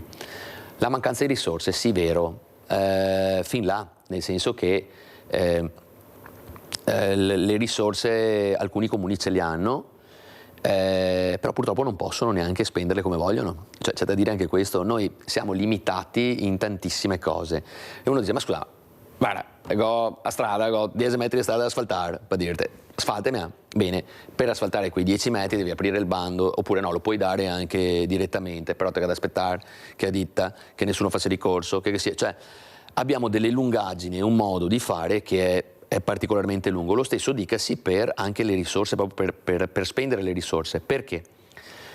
Nei comuni esiste la spesa corrente, che è tutta la spesa che riguarda dagli stipendi dei dipendenti all'aiuto economico alla famiglia in difficoltà, e la spesa per investimento, che è quella che riguarda le infrastrutture e tutte le cose che annessi e connessi per investimento, quindi robe fisiche, diciamo. Devono rimanere ben divise le cose. C'è una parte della spesa per investimento che ti viene concessa di spendere di là, perché è proprio di là dove servono le risorse, però devi stare attento a questa cosa qua, non puoi assumere, perché guardate, e lo dico ai cittadini, il servizio a volte non è buono, o meglio, pare non buono, o meglio, non è ottimale, ecco, perché abbiamo risorse, parlo umane, infinitamente minori rispetto ad altre latitudini. Non voglio fare un discorso di però è così. La media nazionale di dipendenti comunali ogni 1000 abitanti è 6. Per cui Spresiano, che ha 12.000 abitanti, dovrebbe avere 72 dipendenti. Sapete quanti ne ha? 40. Fermo sindaco, perché abbiamo Tamara da Spresiano. Vai Tamara. Ciao, no, sono Tania. Ciao, Marco. Tania, scusa, avevo capito male. Tania. Buongiorno. Ciao Marco. Allora, io voglio spezzare una lancia a favore di una categoria che si chiamano single, che sono io. Mi trovo in una situazione, purtroppo, e Marco lo sa perché il comune mi ha aiutato tantissimo, che non ho lavoro, non c'è lavoro. Quanti single, purtroppo, per chi è mamma, figli, c'è l'ADI e tutto quello che c'è, però per noi single purtroppo non c'è lavoro, non c'è pochi aiuti, e chi pochi aiuti che ho avuto devo ringraziare il comune di Spresiano per agevolazioni che ho avuto per quanto riguarda bollette e affitto. Niente, sì, ok, io dico una cosa però, il sindaco di Spresiano, sì, ok, PNR, cemento, tutto quello che vuoi, ma è molto, ma molto verso le persone che hanno bisogno. È uno dei pochi comuni e uno dei pochi sindaci che dà una mano. Quindi volevo ringraziare Marco e niente, tutto qua. Grazie Tania, in effetti quello che hai detto tu è un leitmotiv che sento sempre, continuamente, tutti i giorni. Non riesco a trovare lavoro, se anche ho lavoro cerco casa e non la trovo, sono dei prezzi pazzeschi. Allora cosa si può fare? Perché in effetti queste persone sanno quando devono ringraziare e se ringraziano c'è un motivo ed è vero, però non può far tutto il sindaco. Lei ha detto ho i soldi ma non li posso spendere, ma bisogna anche cambiare le leggi se sono sbagliate, perché se mancano RSA bisogna fare RSA, non è che bisogna fare la quinta corsia se mancano RSA. Se abbiamo già le sale operatorie, non devo che investire ancora nelle sale operatorie, perché le abbiamo già, ma l'Europa non sa che l'Italia magari ha già, magari il Veneto anche, e sale operatorie. Cioè bisogna anche capire. Cioè anche questi nostri parlamentari europei, e dobbiamo anche ringraziare perché i soldi sono arrivati dall'Europa, bene o male, non avevamo neanche gli occhi da piangere, una parte da restituire, una parte a fondo, però di fatto hanno cercato di prenderli tutti, vuol dire che servivano. Allora cosa diciamo alla nostra Tania che ringrazia per quello che lei ha potuto fare? Allora grazie a Tania, però come Tania ringrazia, ma ci sarà qualcuno che dirà che il sindaco di Spresiano è il più cattivo del mondo, per cui sì, noi come tutti dobbiamo basarci sulla situazione reale e quindi sapete bene che tutto viene fatto tramite ISEE e tramite la situazione, quindi diciamo che ci sono... Anche là sarebbe da rivedere. Sono d'accordo con te, però ci vuole una dirimente e la devi mettere comunque, quindi che sia corretto o non corretta io mi attengo a quelle che sono... Però diciamo che sarebbe da cambiare anche quello. Vabbè, lasciamo stare, ma anche poi per le RSA dovremmo fare una trasmissione di 15 ore. Non sarebbe male però. Io dico che... guarda... una maratona Mirella che così le tiriamo fuori tutte. Quello che voglio dire io è che, guarda, quello che hai detto è fondamentale. L'Europa probabilmente non sa quali sono i bisogni delle singole regioni in Italia, sa il macro ma non sa il micro per quanto si parli di una regione. E quindi dovrebbe essere sicuramente più mirata la cosa. Perché? Perché c'è chi magari ha bisogno delle scuole e chi invece ha bisogno di altro. E allora vediamo cosa c'è bisogno, se ci sono i soldi, benissimo, ognuno fa quello che ritiene più opportuno. Guardate, una volta c'era la legge, non mi ricordo, stanca, non mi ricordo come si chiamasse il parlamentare, che a fine anno quello che non si era speso giù a Roma, no? Quello che non era stato dato, veniva distribuito sui territori. Bastava una telefonata, parla degli anni 90, 2000, adesso mi ricordo, 2000 forse, si chiamava, diceva guarda che ho bisogno di questo, e te dava i schei, dopo che ti spendessi per quello, che ti facessi qualcos'altro, l'importante è che ti rendicontassi e quindi venivano fatte cose utilissime. Adesso invece sei stretto, no? E tra l'altro hai anche delle prescrizioni sullo stretto che hai, per cui diventa davvero... Io paradossalmente adesso dovessero aprire anche la consuntivazione del PNRR, che doveva essere a giugno 2026, vogliono portarla più avanti, io alzerei la mano, perché io tante cose non le ho fatte, anche perché non sarei riuscito ad avere a consuntivare 2026, ma 2028 magari sì. E allora, scusate, io non ho voluto accedere, quindi c'è una serie di storture che quello che dici tu è sacrosanto, si poteva fare magari un po' meno. Le case di comunità io sono un po' perplesso, perché ma anche i medici in Lombardia le hanno fatte prima di noi e non andavano, per cui avevamo anche un segnale. Leggo l'altro giorno sul giornale che siamo preoccupati perché non abbiamo personale per le case di comunità, però c'erano stati tutti i segnali. Chiudo e spezzo una lancia a favore del PNRR, cosa rarissima da parte mia, che se non altro è servito a far lavorare tante imprese, e guardate che abbiamo avuto tante più persone in difficoltà, solo che adesso bisogna trovare la maniera di far lavorare ancora, quindi lì si apre un nuovo... Perché fare le case di comunità, visto che in Francia il messaggio che è arrivato che è stato un disastro, così mi dicono lì i medici di famiglia, non tutti sono d'accordo di entrare in queste case di comunità, ne ho tanti che dicono proprio anche no, perché mi sono già strutturato nel mio, ma soprattutto cosa ne facciamo adesso di queste, perché sono 17 mi sembra qua nel Veneto, sì, cioè dopo, non poche. Dopo qualcuna è stata fatta nuova, qualcuna invece sono stati potenziati, e io quello lì invece lo trovo una cosa molto intelligente, per dire a Villorba 400.000 euro, quindi neanche cifre folli, no? Rispetto magari ai 2 milioni per costruirne una, è stato potenziato il distretto, e per noi di Spresiano, per dire, è una manna, ma quello era corretto farlo.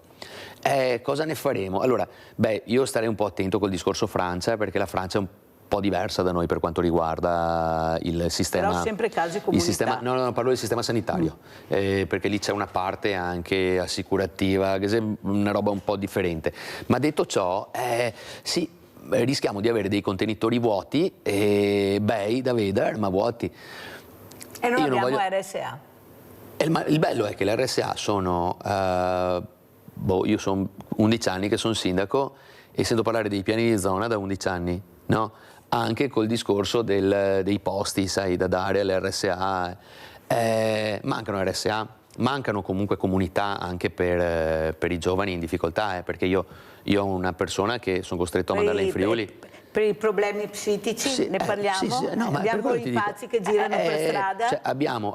Il problema qual è? Che noi per anni abbiamo pensato che tutte le problematiche dovessero essere messe tutte su uno stesso posto. E invece fermo, perché abbiamo Tamara da Spresiano. Ecco. E vai Tamara. Ciao Mirella. Ciao. Buongiorno. Ciao Marco. Buongiorno Tamara. Buongiorno, io volevo farti una domanda. Io non riesco mai, quante pazienza avete per i comuni e soprattutto quanta disponibilità avete per le persone, per ascoltarle e per fare tante cose insieme con il comune. Io dico una cosa a Marco, guarda Marco, tu per me conosci la mia storia, hai saputo che io abito nella struttura di Masetto, non ci siamo più da quest'anno, non abitiamo più. Siete a Lancenigo? E siamo a Lancenigo, bravissimo. Il mio dolore per andare via da casa Masetto è stato 2 settimane di pianti e disperazione, perché la mia famiglia sarebbe stata Masetto. Oltre che te che venivi tutte a salutarci, a fare le nostre feste. Io aspetto solo che verrai anche a trovarci qua a Lancenigo, se è fattibile. Sicuro? L'ultima volta ci siamo visti là, tra l'altro, mi pare. Sì, l'ultima volta ci siamo visti qua. Io spero di vederci e di non salutarci così. Ciao Marco. Ciao. Ciao Tamara, allora, saluto e ringrazio Flavia Corsano, referente Italia Nostra, è collegata con noi da Terni. Buongiorno Corsano, grazie di essere qui. Allora, si parlava di infrastrutture, si parlava di case di comunità, si parla di ambiente. Io devo ringraziare i giovani, io sono molto ottimista, Corsano, per quanto riguarda i giovani, perché sono nel pezzo, stanno dimostrando anche per quelli a casa che li criticano, per l'ambiente soprattutto, li vediamo, ci sono. Come vede la situazione, Corsano? Lei appunto referente Italia Nostra, una delle più importanti associazioni. Prego Corsano. Guardi, io ho abbastanza in divenire, ci sono chiari e scuri, io intervengo soprattutto sulla questione dei borghi e delle aree interne che sono poco valorizzate e che invece potrebbero contribuire moltissimo all'economia nazionale, ovviamente non con cifre tali da risollevare le sorti della nazione, ma comunque dando un contributo che adesso però non riescono a dare, ad esprimere, perché non hanno i servizi, appunto, le case di comunità come si diceva, ma le scuole, le ferrovie, i rami secchi delle ferrovie che sono stati tagliati, tante piccole cose che messe insieme però farebbero una differenza per queste aree. Senta Corsano, io sono molto curiosa della risposta che spero mi dia per quanto riguarda questo paese Niscemi, quello che è successo, quello che succederà e quello che non è stato fatto, e si rimpallano. Io ho mandato le mail, non è vero, io non ho ricevuto niente. Poi che pagano le conseguenze sono sempre questi cittadini, questi paesani poveretti che non c'entrano niente. Come avete vissuto e come state vivendo questo dramma come Italia Nostra? Corsano? Guardi, io non ho la delega su questa questione, che è molto delicata, perché comunque Italia Nostra si è sempre battuta per una corretta pianificazione del territorio. Queste cose succedono quando purtroppo non c'è una corretta pianificazione, e la manutenzione del territorio è sempre stata la cenerentola di qualsiasi attenzione politica, mettiamola così. Noi ci auguriamo che questo episodio tragico, che coinvolge, per fortuna non ci sono state vittime, ma insomma siamo abituati anche purtroppo alle vittime in Italia.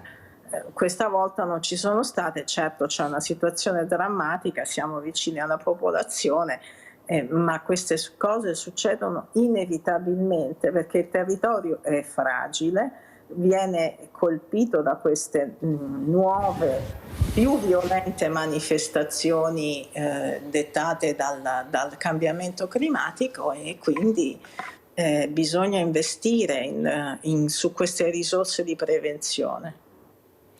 Corsano, però è anche vero che c'è una parola magica che è urbanistica, una parola che dovrebbe veramente far capire l'importanza. Tanti non la conoscono neppure adesso, glielo posso assicurare. Quando lo dico mi dicono cos'è, perché se ne è parlato troppo poco, solo tra gli addetti ai lavori. Invece è una parola che dà il là, specialmente agli amministratori e non solo, a quello che si può fare o non si può fare. Allora lei ha di fronte un sindaco anche che anche lui sa cosa vuol dire fragilità del territorio, perché è vicino a un fiume importantissimo come il Piave, che nella storia ha portato delle conseguenze veramente incredibili. Ecco, cosa direbbe a questo sindaco, anche giovane, anche se lui dice, ma insomma, giovane, che invece avrebbe voglia anche di mettere questa famosa goccia nell'oceano per avere, come dice lei, la responsabilità che è stato delegato, che è la sicurezza di queste persone, che veramente sono con le spalle al muro, perché tra la burocrazia, tra la politica che quando vuole non vede e quando vuole invece vede da un'altra parte, però la vede bene, cosa possono fare i sindaci? Perché io dico sempre, Corsano, che loro hanno gli eserciti, che sono i cittadini che li votano. e hanno un potere enorme. È l'unico posto dove il cittadino si rivolge e come avrà sentito anche lei questi cittadini o paesani che danno del tuo al proprio sindaco, ciao, perché lo sentono proprio come parte della famiglia. Ma da soli non ce la fanno, ma vogliamo capire che bisogna aiutarli. Ecco, lei cosa direbbe, Corsano, a questo sindaco invece che ha voglia di fare? Beh, innanzitutto che sono d'accordo che i sindaci sono investiti da una grande responsabilità e hanno spesso dietro uffici tecnici che non possono essere qualificati abbastanza per supportarli adeguatamente. E un piccolo paese non può pagarsi con le magre risorse che ha un ufficio tecnico capace di progettare e di pianificare come dovrebbe, perché sono lasciati soli. Allora le risposte sono state o le alleanze con piccoli comuni, oppure prendere i tecnici a metà con un altro comune, cioè fare un pool di comuni che usufruiscono di un tecnico che abbia delle competenze magari maggiori del piccolo studio di geometri locali. Questa è una delle risposte, però sono d'accordo, è molto difficile perché non è solo una questione burocratica, è che la pianificazione è complessa. Come complessa sono tutti i fenomeni che adesso ci riguardano. In più ci sono le direttive europee che non dobbiamo vivere come se fossero delle mannaie burocratiche dall'alto. Capisco la complessità, però noi dobbiamo in qualche modo trovare le soluzioni. Siamo un paese che ha in sé delle competenze enormi per quanto riguarda l'urbanistica, la pianificazione, l'architettura.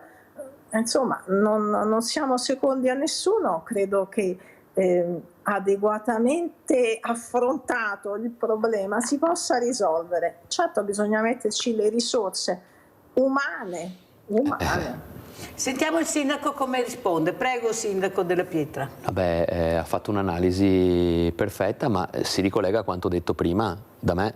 Se noi dovremmo avere 72 dipendenti, quindi io adesso ho un ufficio tecnico di 5 dipendenti, 6 dipendenti, più l'ufficio lavori pubblici che sono altri 4, e avessi la possibilità di averne 20, capite bene che sarebbe tutta un'altra cosa, sia a livello di servizio al cittadino, e quindi parlo anche del semplice accesso agli atti, no? Che magari dura un mese, potrebbe durare 15 giorni, sia a livello di pianificazione, perché avrei una struttura sicuramente più performante.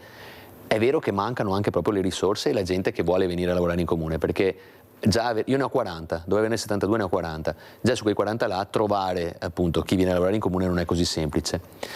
Noi come aggregazione, per dire, io sono presidente del centro studi amministrativi della Marca Trevigiana e riusciamo ad andare in soccorso, diciamo, ai comuni che abbisognano di qualche tecnico. E qua apriamo una parentesi, sindaco, però da anni si parla di unione e di fusione. Io ho avuto sindaci, siccome io lo dico anche a Corsano, che a me piace molto avere i sindaci perché sono gli unici che veramente riesco anche a parlare e capire cosa chiedono, cosa fanno, che contributi danno, perché sono loro poi alla fine che aprono le porte ai cittadini, gli unici, perché la provincia si sa ancora che fine farà, ancora non lo sappiamo, la regione è lontana, Roma non ne parliamo, perciò il sindaco.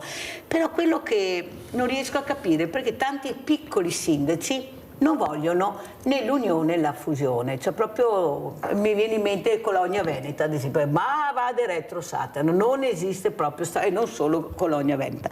Allora non pensa che forse, sindaco Della Pietra, se tutti i sindaci spiegassero bene ai loro paesani, ai loro cittadini cosa vuol dire unione, fusione, cosa porterebbe di vantaggio se si unisse o si facesse la fusione, però mi sembra che tutti l'abbiano fatto, l'hanno mandato a votare, non sapevo neanche così mi dicono i cittadini, poi non so, ma così mi dicono, non so neanche cosa, cioè capisce che forse la comunicazione, la trasparenza invece che la poltrona dovrebbe essere più importante?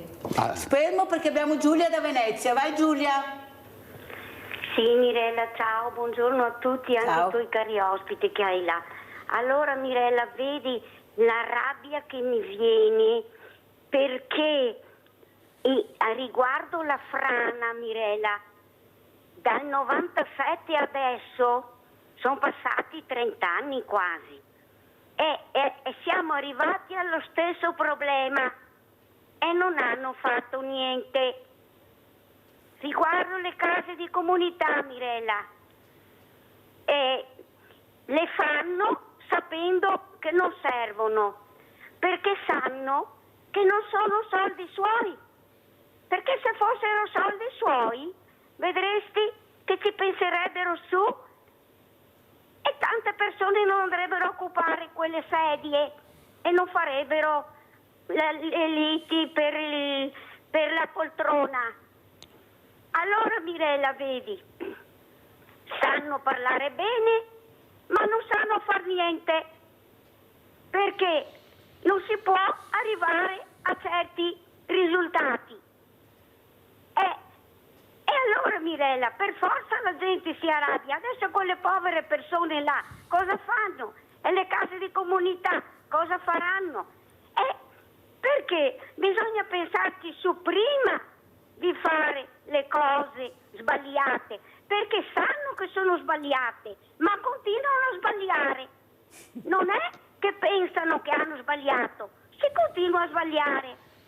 Ti ringrazio, cara Mirella, dello spazio che mi dai, saluto tutti, vi auguro una buona giornata e ciao Mirella. Tu sì che fai, Mirella, sì. Non parli al vento come fanno loro.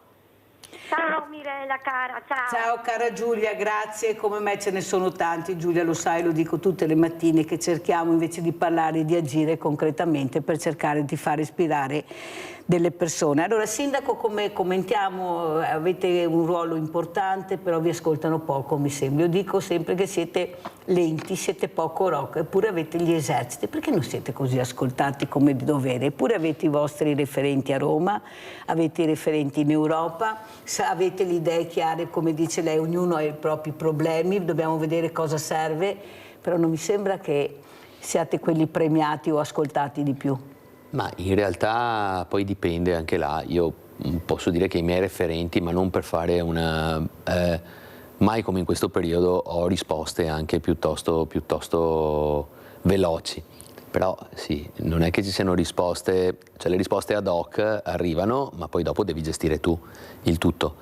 Quindi secondo me c'è un'aria nuova. Comunque, come diceva giustamente prima la dottoressa, l'Europa non deve essere vista come una mannaia, no? Ci sono buonissimi amministratori che abbiamo in Europa. Io ne cito uno per dire Alessandro Ciriani, io lo trovo una persona competente, una persona che comunque è anche sul territorio, è di Pordenone lui, l'ex sindaco di Pordenone, sindaco, perché poi dopo l'esperienza da sindaco aiuta, no? Quando vai negli enti sovraordinati, sapere quali sono le difficoltà contingenti del cittadino aiuta. Sapete che il mio referente a Roma si chiama, il numero uno diciamo dei miei referenti a Roma si chiama Luca De Carlo, anche lui sindaco per 3 legislature consecutive a Calalzo, quindi anche lui conosce i problemi, per cui ecco, si riesce a dialogare e ad avere risposte anche in tempo veloce. Purtroppo sono le risorse e come vengono distribuite le risorse. Noi paghiamo anni di mancata programmazione su tutto, quindi non solo sulle infrastrutture, ma anche appunto sui servizi alla persona, lo stesso discorso sui medici, il fatto che adesso abbiamo una carenza di medici è perché non si è pensato allora che con i numeri chiusi saremmo potuti arrivare a questo tipo di situazione. Quindi è vero che adesso bisogna iniziare a programmare, ma allora quando si inizia a programmare i risultati poi li vedi a distanza di tempo, non li vedi subito. Noi oggi invece come cittadini, mi metto anch'io tra i cittadini ovviamente, vorremmo i risultati subito. Ma se paghiamo uno scotto di, e dico 30 anni per essere buono, di non programmazione, capisci che avere le cose fatte subito diventa quasi impossibile. Allora, dottoressa Corsano, come state vivendo lei e soprattutto Italia Nostra queste Olimpiadi Milano-Cortina? Io ho avuto la sindaca di Pieve di Cadore l'altro giorno e poveretta, veramente molto preoccupata, ma veramente preoccupata. Ma è preoccupata anche della fiera di Longarone, la fiera del gelato, con un buco pazzesco. E io ho chiesto se è vero che queste Milano-Cortina, 2 regioni, la Lombardia in deficit di 50 milioni e 50 milioni anche il Veneto. E lei ha detto sì, ho sentito anch'io queste cifre. E questo è molto preoccupante. Come vive Italia Nostra queste Olimpiadi, dottoressa Corsano? Beh, le abbiamo fortemente criticate, abbiamo soprattutto combattuto la pista da bob, che ci è sembrata una spesa assolutamente inutile e fuori controllo, e anche sul fronte delle infrastrutture viarie, per esempio, sono state fatte scelte che non abbiamo condiviso. Anche il principio di dire, beh, io abbatto 50.000 abeti qui a Cortina e poi ne pianto 150.000 nella pianura padana, ci sembra un modo abbastanza superficiale di affrontare le questioni ambientali e le compensazioni. E quindi insomma non è stata una scelta gestita nelle migliori dei modi, ma già in partenza si capiva che sarebbe andata a finire non nel migliore dei modi, proprio per l'impostazione. L'impostazione è quella dall'alto, una colata di cemento voluta per interessi che non sono forse combacianti perfettamente con gli interessi del territorio. Io ho avuto il presidente dei trasportatori l'altro giorno che ha dichiarato queste infrastrutture che si fanno appunto vicino a Cortina a noi non serviranno di sicuro. Poi questo politico che ha detto sono riuscito a realizzare il mio sogno delle Olimpiadi. Il problema è che questo sogno viene pagato con i soldi pubblici. Allora vorrei vedere se fossero soldi suoi, se il sogno sarebbe stato realizzato, che è facile fare i sogni con i soldi pubblici e realizzarli, chi non vorrebbe farli? Il problema è che si dimenticano invece che stiamo vivendo un momento drammatico, sia per quanto riguarda l'ambiente, il territorio, per quanto riguarda le persone.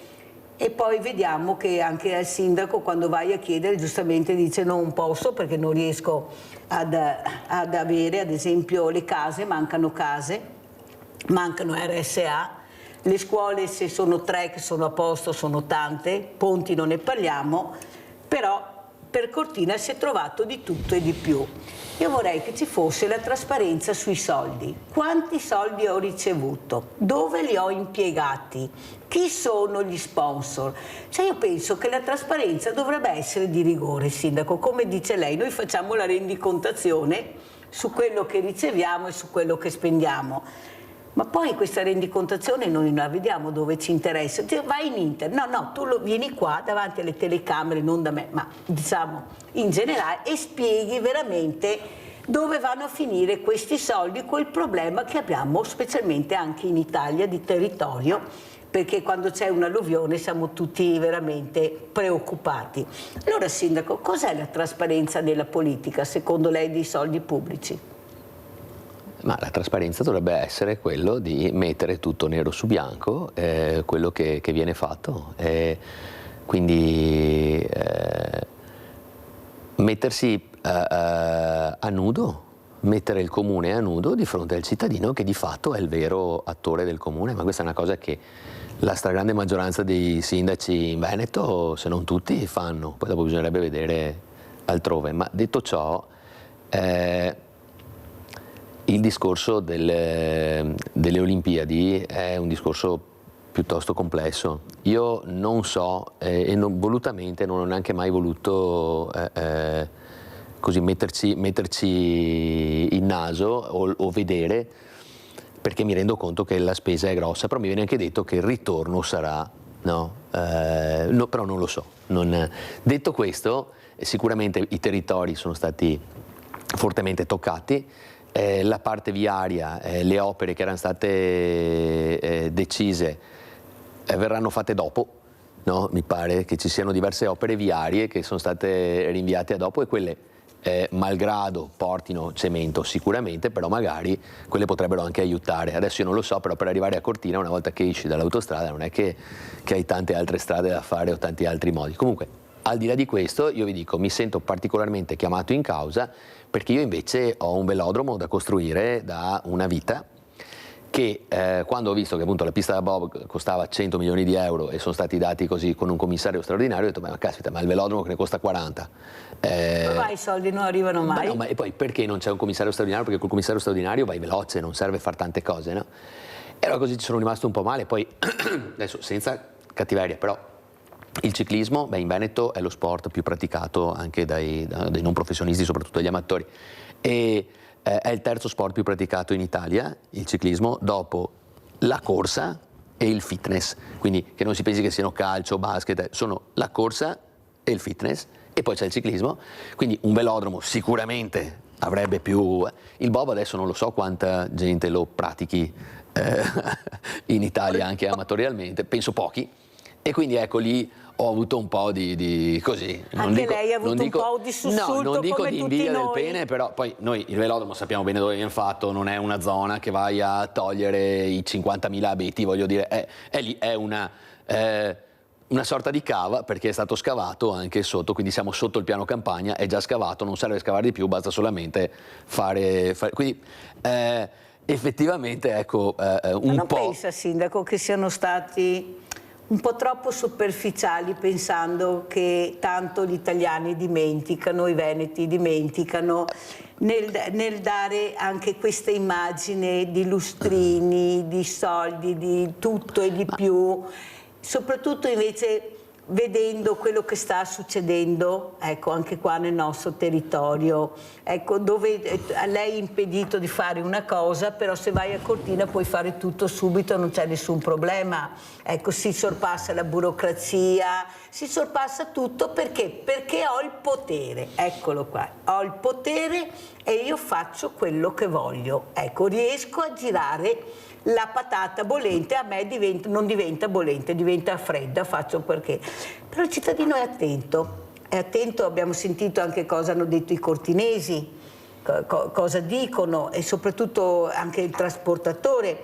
Allora io mi domando, dottoressa Corsano, quando veramente ci sveglieremo e capiremo che forse è il momento di dire anche basta con questo spreco di soldi pubblici, avete visto di tutto e di più, per carità, con tutto il rispetto che posso vedere delle Olimpiadi, ma si parlava all'inizio di Olimpiadi sostenibili, di cifre molto basse, lei sorride e mi viene da piangere col banco alimentare che ho, e come me tanti, con le famiglie in difficoltà, una gara, per vedere una gara costa 400 euro, un appartamento a Cortina, io ho un amico, ha rifiutato 50.000 euro, dottoressa Corsano, poi tanto diventeranno 100.000 fra pochi giorni, perché appartamenti ce ne sono pochi, capisce che... Io non ce l'ho l'appartamento. Ecco, c'è questa invece, queste persone che guardano, che sono i nostri diversamente giovani, che dicono no, non devi mica consumare, devi stare a 18 gradi, perché sennò consumi,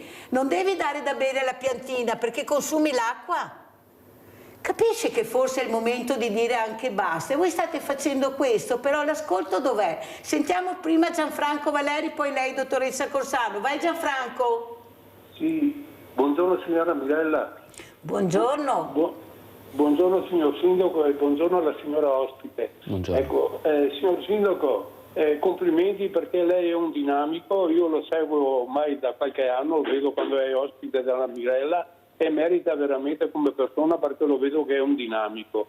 Però io mi batto da quanti anni? Da tantissimi anni, perché voglio la fusione dei comuni. Ci sono comuni che li dividono soltanto da un cartello stradale. Lei passa da un paese all'altro, è solo il cartello che lo divide. Se noi facciamo i comuni più grossi, diamo più servizi, certi comuni chiudono al venerdì e chi si è visto il lunedì, poi il lunedì magari quel funzionario manca e andiamo avanti così. Però ho osservato una cosa, signor Sindaco, tutti questi anni che parlo. Certi sindaci mi danno certi no, poi vengono richiamati da quelli dall'alto, non si fa niente. si batta questo partito nazionale perché si faccia una legge nazionale uguale per tutti. Vedrà che si potrebbe recuperare tante di quelle risorse e va a vantaggio dei cittadini. Poi un'altra cosa, giustamente come diceva la sua ospite, che non vedo non solo il suo comune, ma tutti i comuni in genere. Io ho lavorato in comune più di 40 anni, le manutenzioni non vengono fatte, perché preferiscono sempre fare, perché le manutenzioni non portano voti. Invece secondo me la spesa corrente dovrebbe essere il 30% nelle manutenzioni, e anche lì si potrebbe risparmiare tantissimi soldi, che fa paura. Volevo il suo parere, buongiorno, grazie e buon lavoro. Grazie, allora prego Sindaco, poi andiamo dalla dottoressa Corsano. Allora, sulla spesa per le manutenzioni quoto a pieno, anche se poi dopo più fai, meno fai, perché dopo se l'erba è sempre tagliata, arriva a piova, te cresce canee, la gente arriva arrabbiata, però scherzo, sulle manutenzioni sono pienamente d'accordo, anche poi più tieni mantenuto un territorio e meno poi devi spendere, no, più avanti. No, invece in ordine alle fusioni, guardate, sfondate una porta aperta, perché io avrei fatto la fusione con Villorba, quindi un paese a 17.000 e un paese a 13.000 per fare un grosso paese a 30.000. Se entrava anche Povegliano saremmo stati 35.000. Magari. No, ma infatti stavo facendo il giro e Arcade arrivavamo a 40.000, quindi saremmo stati il secondo comune in provincia di Treviso. Quindi hai sicuramente un'autorevolezza diversa anche quando vai a trattative. Riesci a gestire meglio, e mi ricollego adesso alla dottoressa, riesci a gestire meglio anche il territorio, perché possono esserci territori che hanno zone industriali ormai sature, e avendone magari altri invece con la zona industriale meno impegnata, si potrebbe andare a fare, no? A colmare, ecco, quello che è una mancanza di uno o dell'altro. Ho preso la zona industriale per fare un esempio. Avremo più risorse da parte dello Stato e sicuramente il servizio al cittadino sarebbe ottimizzato. Il problema qual è? Sono due ordini di problemi. Il primo è di tipo campanilistico, quindi non bisognerebbe cambiare assolutamente nessun nome, ma magari così pensare una cosa tipo i distretti che ci sono in Germania, tanto per capirsi, quindi chiamare il distretto in una maniera e dire Spresiano del distretto di Treviso Nord, dico per dire una cosa, e mantenere tutti quanti i nomi, parlo proprio della toponomastica, perché il cittadino è legato al proprio nome.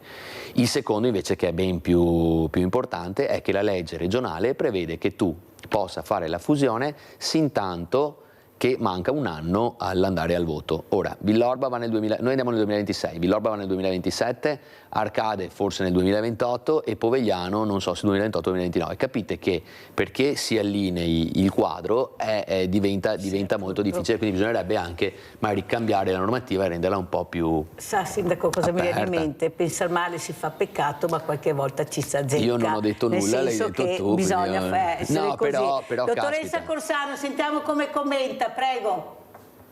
Beh, questa norma del voto non la sapevo ed è in effetti diabolica.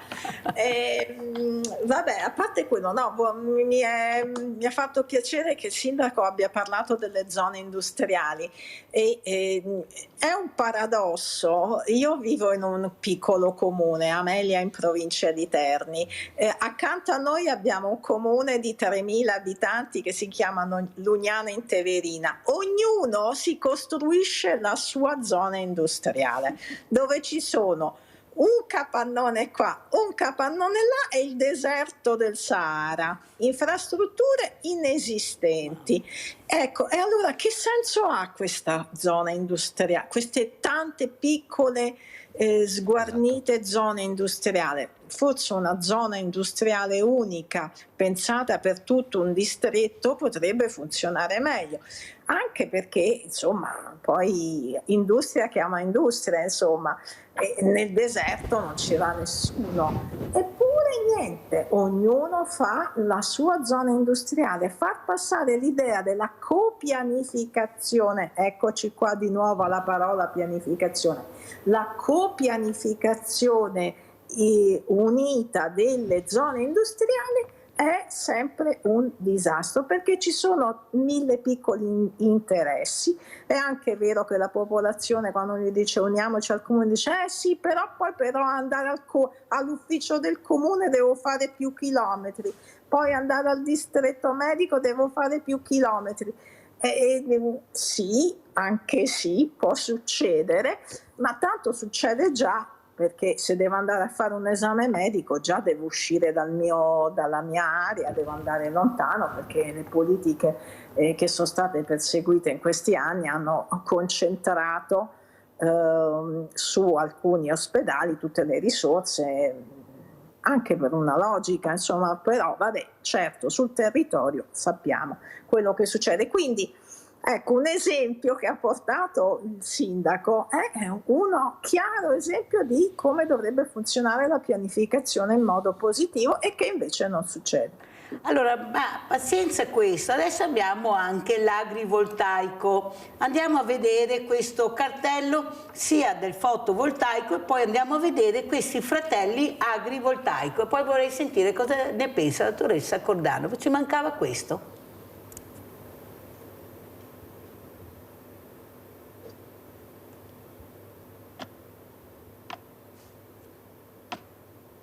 Questo, come vede, è il cartello.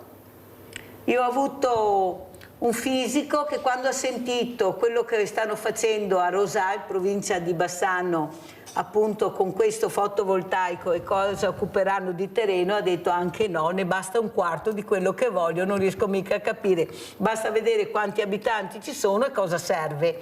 Andiamo a vedere anche il cartello, il servizio.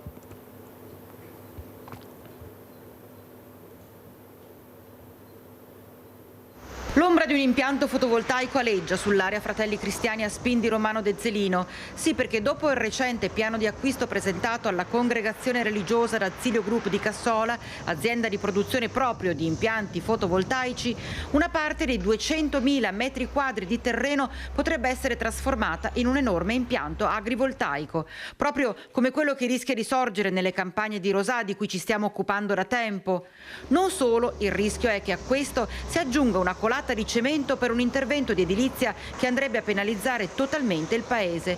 Il sindaco Bontorin non ha dubbi, quel polmone verde non si tocca. Si tratta di un'area di 20 ettari, quindi un'area molto importante che è proprio incastonata all'interno del territorio del comune di Romano Dezzelino ed è l'unica area verde con queste stesse caratteristiche che esiste nella pedemontana veneta. Di conseguenza ha un valore paesaggistico ma soprattutto intrinseco enorme. Circa 20 anni fa, 25 anni fa, quest'area era stata oggetto di una variante urbanistica molto importante che prevedeva la sua trasformazione con una cessione di metà al pubblico e l'altra metà dedicata all'investimento anche speculativo dei privati e di conseguenza con edifici alti anche 7-8 piani. C'è stato questo trasferimento di proprietà, o meglio un atto preliminare di proprietà, atto preliminare che prevede anche che il privato ci debba, anzi sia obbligato a parlare con il comune. Ci deve ancora proporre qualcosa di formale e ufficiale, ma è evidente che l'unica domanda a cui tutti dobbiamo rispondere è: ma qual è il beneficio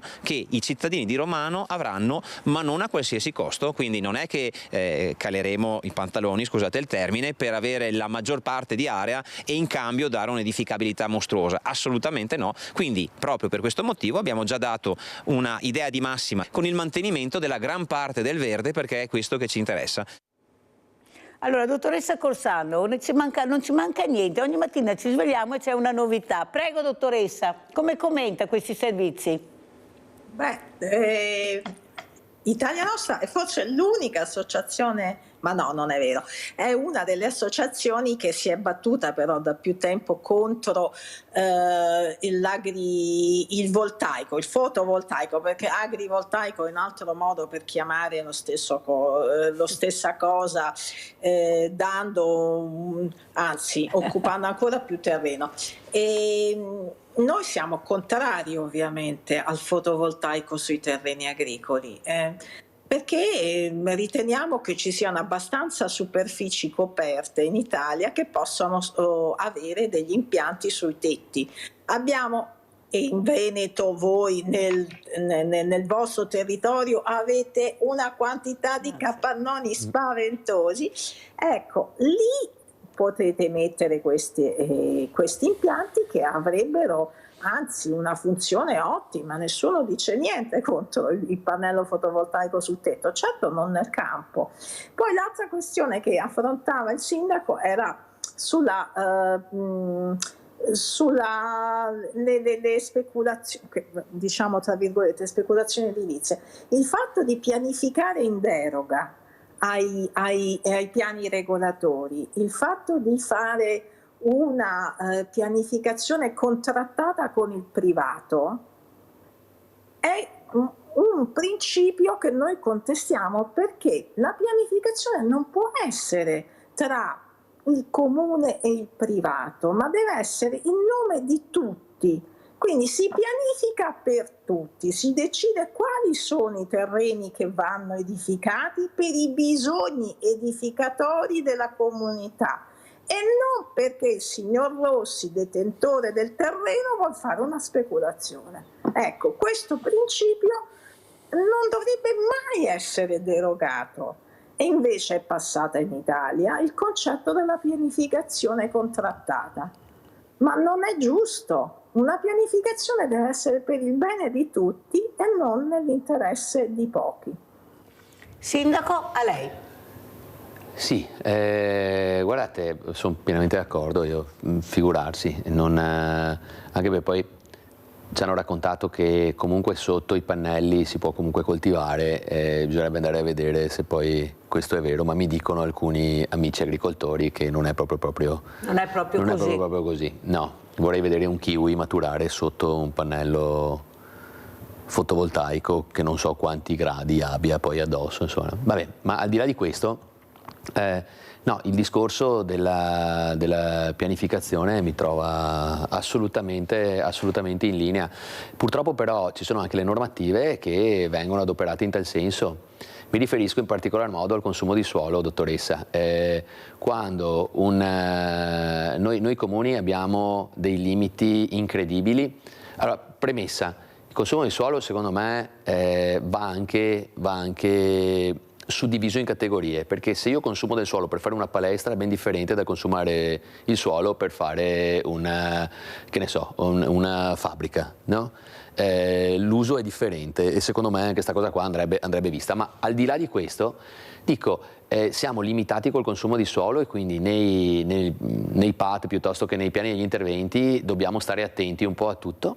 Poi arriva l'imprenditore che fa un swap e tutto quello che spieghiamo cos'è, perché a lo casa sportello unico per le attività produttive e bypassa tutto quello che è la normativa comunale e costruisce quello che vuole senza essere considerato consumo di suolo. Tutto quello che vuole non è vero, perché comunque poi ci sei sempre in mezzo, però sicuramente deroga a quella che invece è una normativa stringente, magari per il cittadino, per il semplice, tra virgolette, cittadino che vuol farsi, che ne so, vuol fare una stanza in più a casa o vuole farsi la casa per il figlio, ecco, diventa una cosa un po' complicata.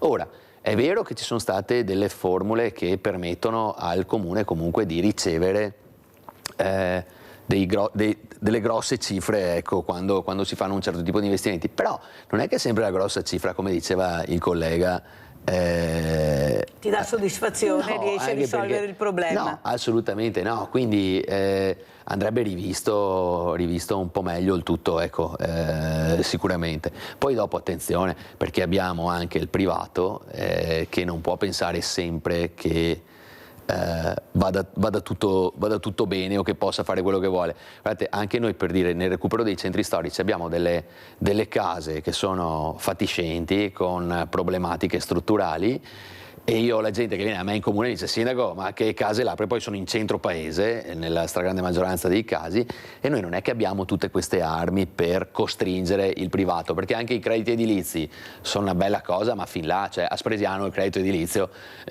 diventa sì, una cosa quasi, non dico ridicola, ma più o meno. Il problema è anche della sicurezza, nel senso che noi abbiamo queste industrie su strade dove passano carretti e cavalli da strette sono e passano i tir, escono i tir. Cioè, capisce che anche qua è una questione di sicurezza che bisognerà pure rivedere. Ma lì poi ci sono anche le zone improprie. Adesso non voglio fare discorsi urbanistici perché non mi compete. Vabbè, guardi, piuttosto di politica è meglio fare discorsi urbanistici. Dottoressa, che negli anni passati si facevano le industrie, magari le piccole, anche dove c'erano dei centri abitati, no?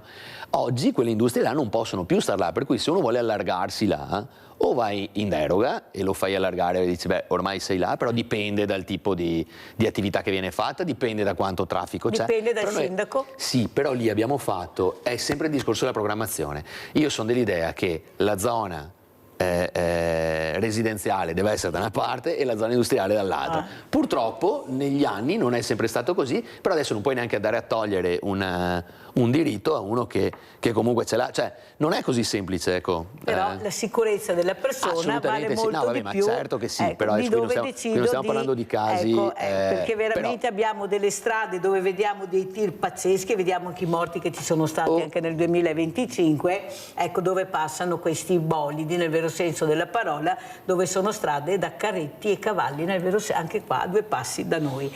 Dottoressa, cosa dice, ecco, quando la politica capirà che il bene pubblico, la salute pubblica sarà l'arma vincente anche per la politica, si investirà su questo? Prego. Beh, torniamo a Pallanniscemi. Torniamo a Pallanniscemi, lì è il caso più eclatante di questo momento, ce ne saranno altri. Se noi abbiamo concesso di costruire là dove non si doveva costruire, poi adesso come bonifichi, come rimetti in sicurezza un territorio? Perché ormai lì le case ci sono. E hai risposto a dei bisogni edificatori di una popolazione che voleva costruirsi la casa lì. Avresti dovuto dire no, lì però non te la puoi costruire. Nessun politico si è voluto prendere la briga di dire no a quelle persone e adesso la situazione da sanare è complessa e costosa. Costosa per il privato cittadino e costosa anche per lo Stato. Però i soldi del ponte non si toccano, guai toccare i soldi del ponte di Messina. Dottoressa, cosa dice lei? Questi soldi si toccheranno oppure il ponte si farà? Io non lo so, personalmente penso che non si farà. Detto proprio, faccio una scommessa. Non lo facciamo. Però vabbè, non voglio dire niente, parlo a nome personale, la mia associazione, perché queste sono questioni molto importanti su cui deve intervenire ovviamente il Consiglio direttivo. Però io penso che risolvere la sicurezza, mettere in sicurezza il territorio, ecco, nel Veneto si è spalmato tutto il territorio di villette e spesso villette con attaccato il capannoncino. Ed è la forza di quel territorio, per carità, perché è una forza produttiva, era un modello, no? Il modello dello sviluppo del Veneto.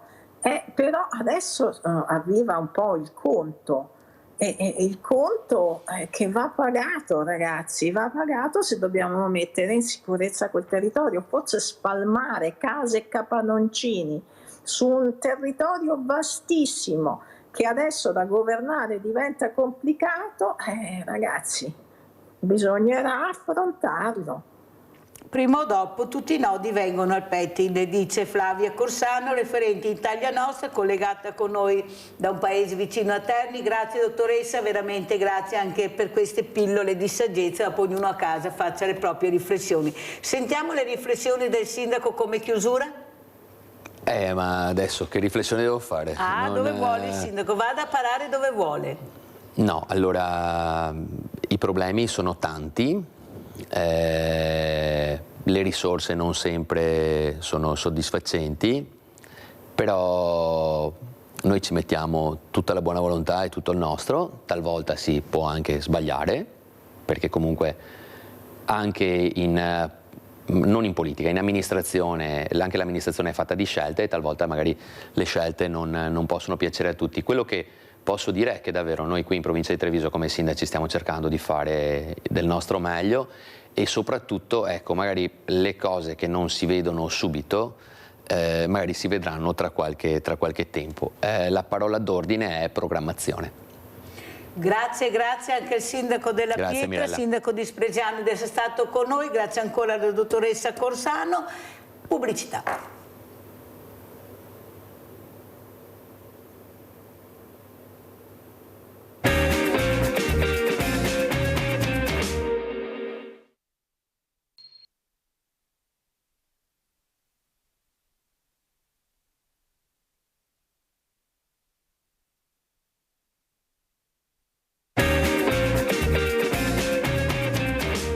prima di presentare l'ospite gradito che è Gianantonio Papa, presidente Confartigianato Conciatori Treviso, andiamo a vedere questo servizio perché di sicuro non mancano né furti né spaccate anche nei saloni di bellezza, di parrucchieri, di estetisti. Andiamo a vedere e poi sentiamo cosa dice Gianantonio Papa.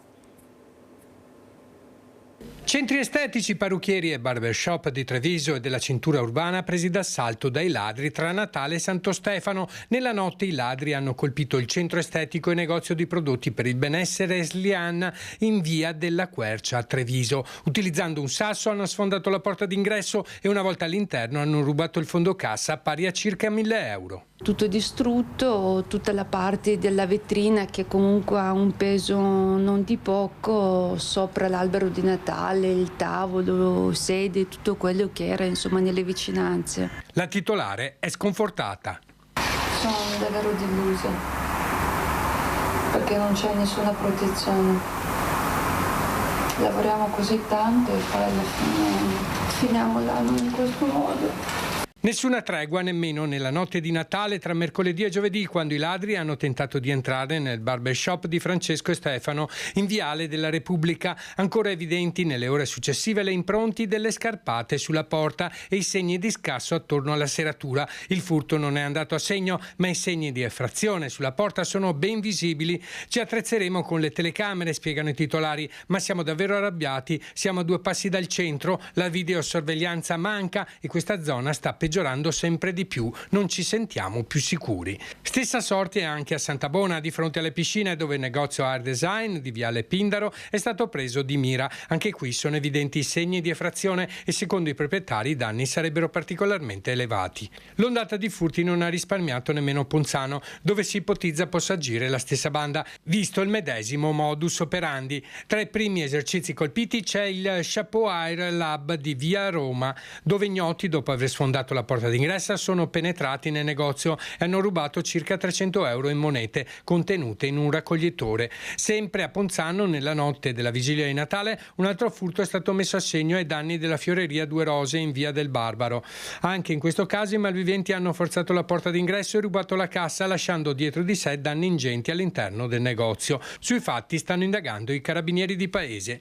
Il sindaco di Ponzano Veneto ha lanciato l'allarme, esprimendo forte preoccupazione per una situazione che sta creando paura e disagio tra i commercianti. Bisogna fare qualcosa, bisogna agire in maniera probabilmente più pressante e anche più rigida, anche più forte. Probabilmente anche la mancanza di certezza della pena aiuta questi delinquenti a fare quello che vogliono. Un Natale amaro per molti commercianti che ora chiedono più controlli e una maggiore sicurezza per fermare una spirale di furti che sembra non voler arrestarsi. Allora, Presidente Papa, come commentiamo questo servizio? La sicurezza è diventata veramente un problema enorme, non si riesce più a capire dove si è sicuri e soprattutto poi i danni anche se si è assicurati, hai voglia. Cosa dice, Presidente? Com'è la situazione del suo osservatorio? Pronto? Mi sente, Presidente? Ecco. Allora andiamo a vedere un altro servizio, intanto che si collega il Presidente. Chiude storica parrucchiera.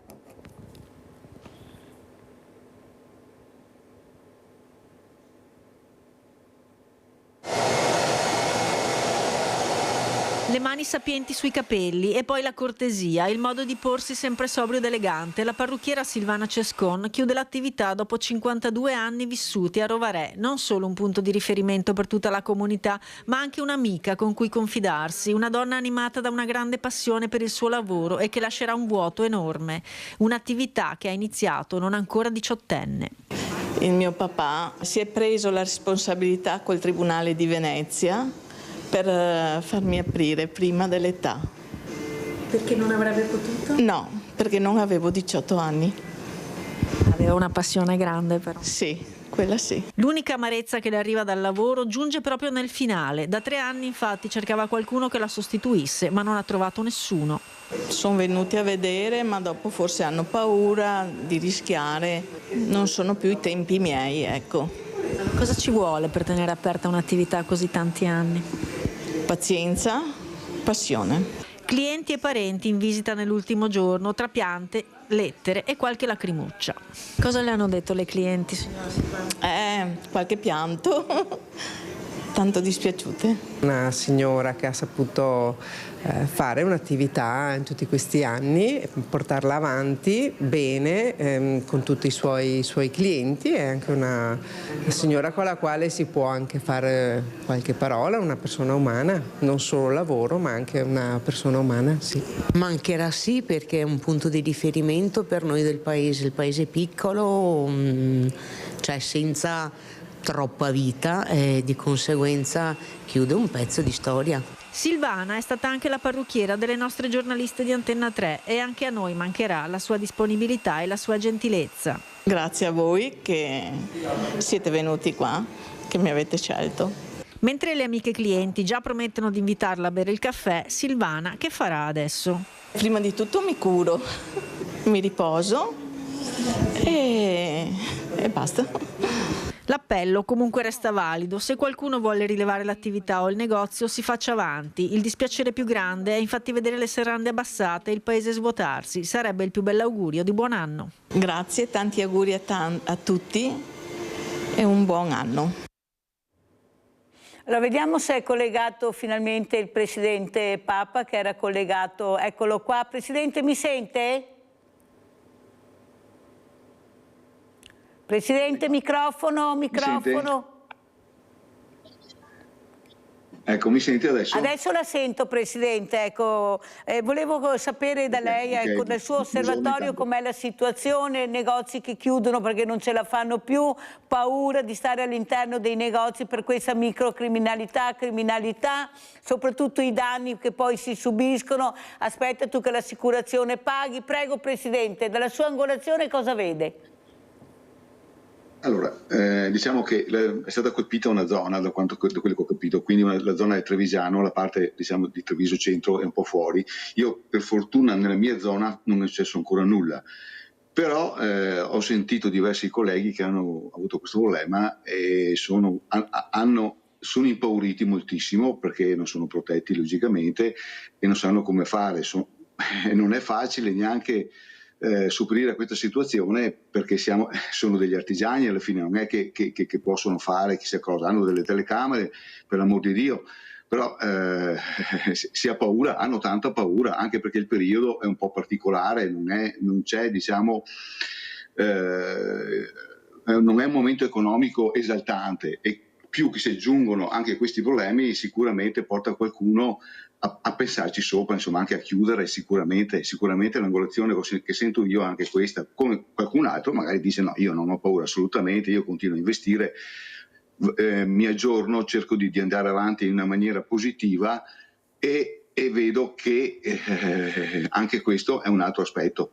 Ci sono due aspetti abbastanza in questo momento particolari, sono due angolazioni diverse, quello che sento io dalla categoria. Ecco, questa categoria soprattutto che deve fare anche i conti con la concorrenza. Cos'è la concorrenza anche per questi saloni? Lei cosa vuole dire? Perché appunto già pochi soldi girano, se hai anche una concorrenza molto bassa rispetto alla domanda e io faccio un'offerta ma sono fuori tema. Prego. Sì. Allora, la concorrenza. Allora, facciamo un discorso un po' particolare. Diciamo, anche nella nostra categoria adesso ci sono varie opportunità. Ci sono acconciatori che magari hanno un certo prezzo, qualcun altro un po' più alto e logicamente poi c'è l'elite. Purtroppo si è divisa, la forbice si è un po' divisa, adesso praticamente c'è o il basso o l'alto. Purtroppo si sta lavorando in questa maniera. Allora, logicamente gli incassi sono diminuiti, però bisogna anche pensare un attimo al momento economico prima di tutto e poi l'offerta che si dà, perché sicuramente io, e lo ripeto continuamente, ci sono saloni che tuttora stanno lavorando bene, il che vuol dire che stanno dando un servizio e una qualità buona a un prezzo giusto. Quindi bisogna anche vedere cosa si offre a livello qualitativo e per sopperire a questo periodo un po' particolare economico che non ci girano tanti soldi, lavorando con servizi diversi e ci sono le opportunità. Logicamente bisogna darsi da fare, purtroppo con le mani in tasca non si combina niente, oppure pensare di fare quello che si è fatto anni fa. È cambiato totalmente il lavoro, completamente in assoluto. Senta Presidente, ormai c'è la parola di moda è stage, bisogna fare stage, tutti fanno stage. Gli stage vi aiutano? Sì, diciamo che un salone che con quegli stagisti aiutano, logicamente aiuta, sì. Comunque sono sempre, io ripeto sempre la solita cosa da anni.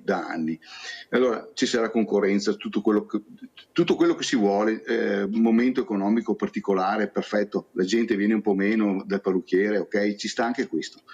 Però bisogna saper dare una qualità che sia equivalente al costo che finale del cliente, che può spendere il cliente. E oggi purtroppo è là che si deve basare, sulla qualità, purtroppo, anche se non sembra così, è così.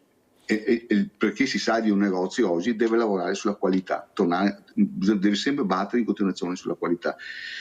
Purtroppo è così. Le opportunità sono molte, però ripeto che l'acconciatore o l'estetista che lavora in una certa maniera sicuramente riuscirà a sopperire a questo periodo un po' particolare.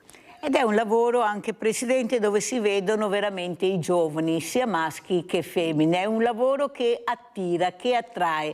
Cosa dice? Perché bisogna pure intrigare questi giovani e vediamo che l'estetica, ecco, questi lavori intrigano i giovani perché vediamo loro. Cosa dice, Presidente? I ragazzi stanno lavorando bene, sono ragazzi che c'è una parte che sta dedicando molto e si informano, stanno facendo lavoro, insomma sono eccezionali.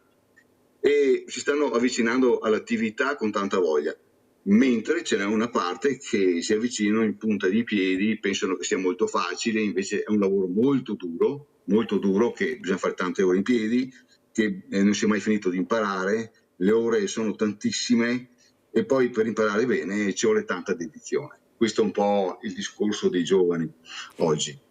Presidente Papa, sono creativi questi giovani? Perché bisogna anche essere creativi con questo lavoro, ecco, la facilità di apprendere. Voi vedete, come vede i giovani che si avvicinano a questo tipo di lavoro, Presidente?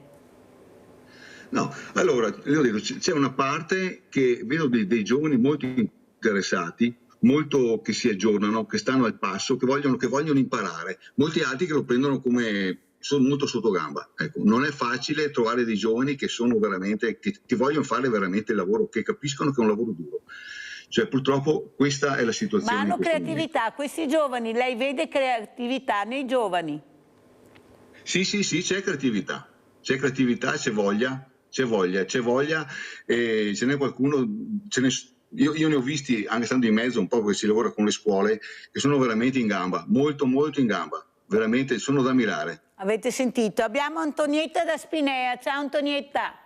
Buongiorno. Stai a sentire così, aspetta che... No, perché sono anziana, ma non c'è nessuno che ti rivolga una parola, che su un condominio siamo tanti, ma nessuno che si... ho detto, come se che posso fare fuori? Ho detto, non c'è fuori, non c'è sprechi, non c'è più nessuno adesso che ti dà un certo conforto. Come mi devo comportare? Ho detto, adesso chiamo la signora Mirella, ho detto, non stia a fare tanto il mio nome. Cara, magari che avesse bacchetta magica, Antonietta, risolve i problemi della solitudine. Ecco, magari te porteremo dal parrucchiere, così, perché anche là, grazie Antonietta cara, un abbraccio, poi ti chiamo, sai Antonietta, nel pomeriggio vedo se riesco a chiamarti, perché la solitudine va combattuta, sono dei beni preziosi che abbiamo e sono i nostri diversamente giovani, Papa, come li chiamo io, anche ecco, andare dal parrucchiere, acconciarsi, farsi un po' belle, è un momento di staccare la spina. Ci dimentichiamo un po' troppo di queste figure, Papa, infatti prima parlavamo dei giovani, però abbiamo anche diversamente giovani, arrivano dai parrucchieri diversamente giovani, soprattutto diventate dei confidenti, perché vi raccontano tutte le loro storie, è un momento anche veramente importante per loro. Prego Papa. Sì, è vero, siamo dei psicologi, siamo arrivati adesso dei psicologi.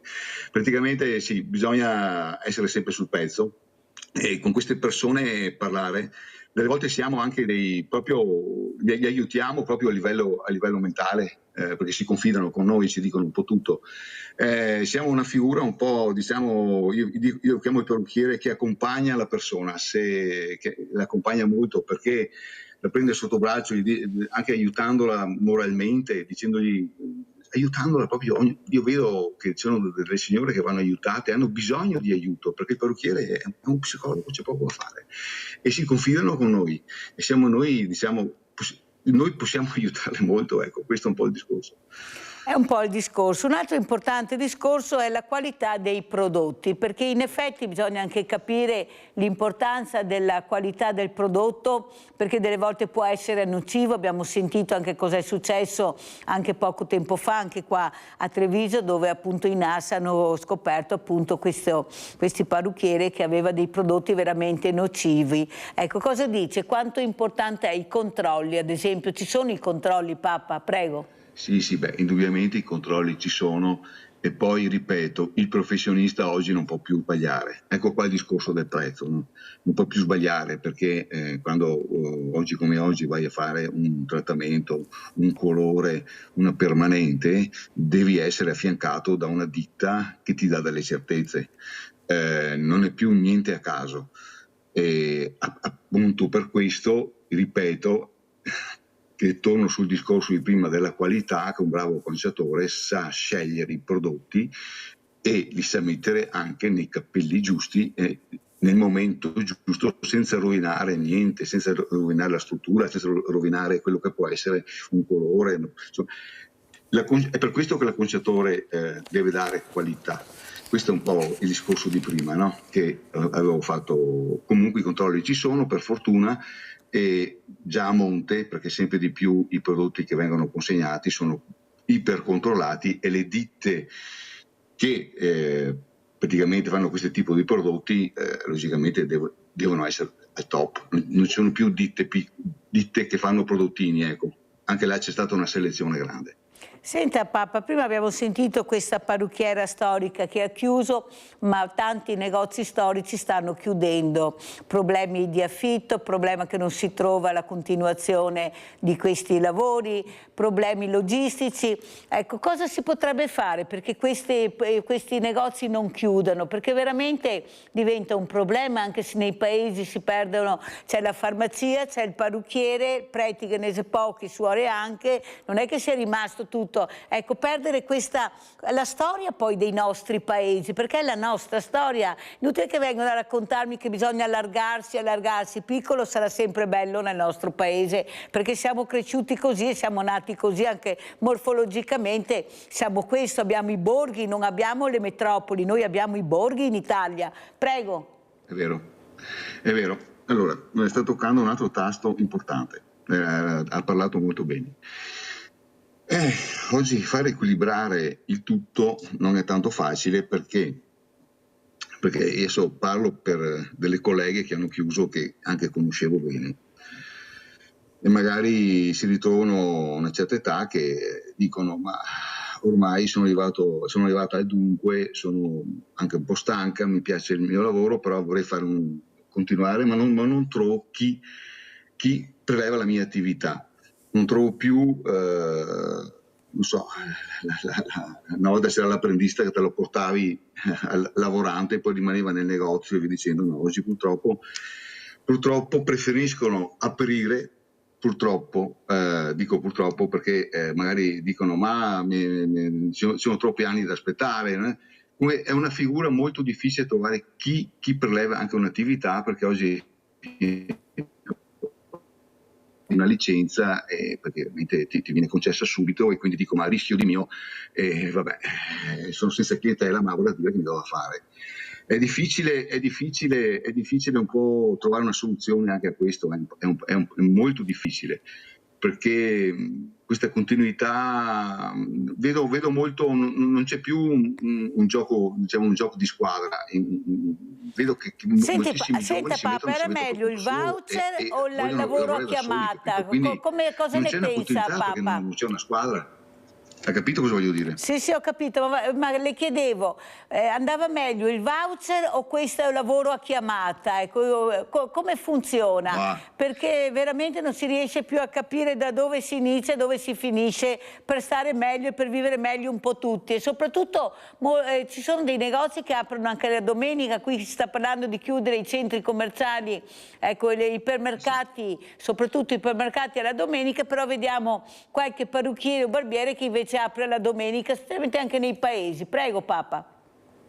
Sì, allora si andava bene con i voucher, e logicamente per la prima domanda, perché i voucher erano comodi, logicamente perché li compravi via dicendo, però anche adesso a chiamata non è male, insomma, non mi sembra che sia così male. Sul discorso delle aperture domenicali è un po' un discorso che va un po' a zone, perché allora se uno decide di lavorare la domenica sa che logicamente va a togliere, secondo me, un salone che lavora riesce a gestire la propria clientela dal lunedì, dico io, fino al sabato, secondo me, cioè, deve riuscire a gestirsi bene la propria clientela. Se uno vuole aprire la domenica, io dico qua, sono cose che ognuno deve sentire dentro. A me sembra eccessivo l'aprire la domenica, perché insomma, non so, se siamo in un posto di mare, siamo in un posto di montagna che praticamente c'è un'affluenza di gente significativa, dico ok, c'è un servizio da dare, vabbè. Ma quando cominciamo in alcuni paeselli oppure piccole città, secondo me è un servizio che si può fare anche a meno, si può fare direttamente dal lunedì al sabato. Conforme la zona, dice Papa, bisogna vedere appunto dove ti trovi. Allora andiamo a vedere invece questa parrucchiera, dopo quello che è successo a Crans Montana, cosa ha deciso di fare. Poi sentiamo anche il presidente Papa. Già ieri una ragazza ha donato i suoi 30 centimetri e il telefono stamattina continuava a suonare, quindi siamo molto felici che questa iniziativa stia prendendo piede, che non passi, è una pubblicità, anzi è una voglia di far del bene nel nostro piccolo con un piccolo gesto. Taglio e piega gratuiti a chi vorrà donare i propri capelli per la realizzazione di parrucche per gli ustionati di Crans Montana. Laura Martignago, titolare del salone di parrucchiera Laura Eira di Musano di Trevignano, ha deciso di aderire all'iniziativa e molte clienti si sono già fatte avanti. Delle parrucche si occuperà un'azienda svizzera di cui ci racconta, le ha parlato una collega di Biella. Mi ha suggerito di fare una sorta di passaparola per chi decide di tagliare i capelli con una lunghezza superiore ai 30 cm, capelli naturali. Per incentivare questo abbiamo deciso di metterci in gioco. Il salone di Musano già da anni collabora con l'associazione Un Angelo per Capello, che raccoglie i capelli naturali per i malati oncologici. La tragedia di Capodanno, con le sue giovanissime vittime e le sofferenze degli ustionati, hanno profondamente scosso l'intera opinione pubblica, così Laura si è posta ancora una volta la domanda di come dare concretamente una mano. Quello che fa molto piacere è che ha sensibilizzato tanto le ragazze e le adolescenti, che magari arrivano adesso con questi standard capello lunghissimo e per un motivo valido dicono ok, tanto i capelli ricrescono, posso aiutare magari dei miei coetanei che si trovano ad aver avuto una sfortuna. Allora, Papa, come commenta questo servizio? È stata un'iniziativa importante da veramente da elogiare sicuramente. Sicuramente è un bel gesto, insomma, si va a aiutare chi ha avuto questo problema sui capelli e dei capelli, e spero ne seguano degli altri, è da elogiare sicuramente. Ma pensate di fare squadre, di cercare di aumentare questa raccolta di capelli? Allora, penso che già qualcuno, ho già sentito che si è aggiunto, ho già sentito che qualcuno si è aggiunto e qualcun altro si aggiungerà. Sicuramente, dopo libera interpretazione anche a questo tipo di cose. Come Confartigianato che rappresenta, cosa pensate di fare? In che senso? Su questa iniziativa? Ma su questa abbiamo lasciato libero arbitrio, perché non è facile neanche gestire una cosa del genere. Abbiamo lasciato libero arbitrio perché secondo me già ci sono e non ci sono stati, diciamo.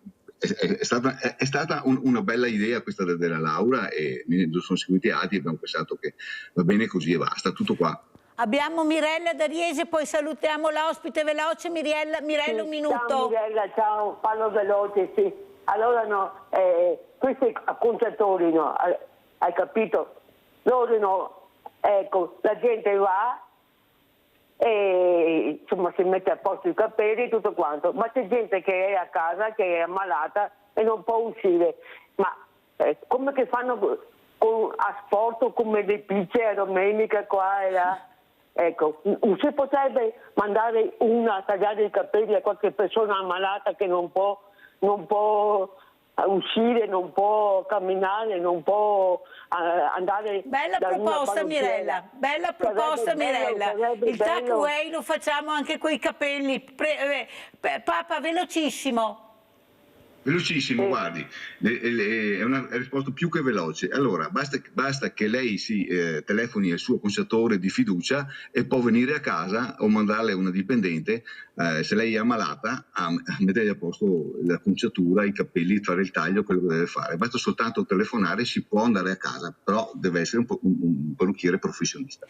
Allora prova a farlo Mirella, grazie alla nostra Mirella che ha chiamato, grazie a Giantonio Papa, presidente Confartigianato per quanto riguarda acconciatori a Treviso, grazie, adesso andiamo a vedere l'assegno, il vostro assegno a chi andrà. Grazie a domani, lei. Grazie.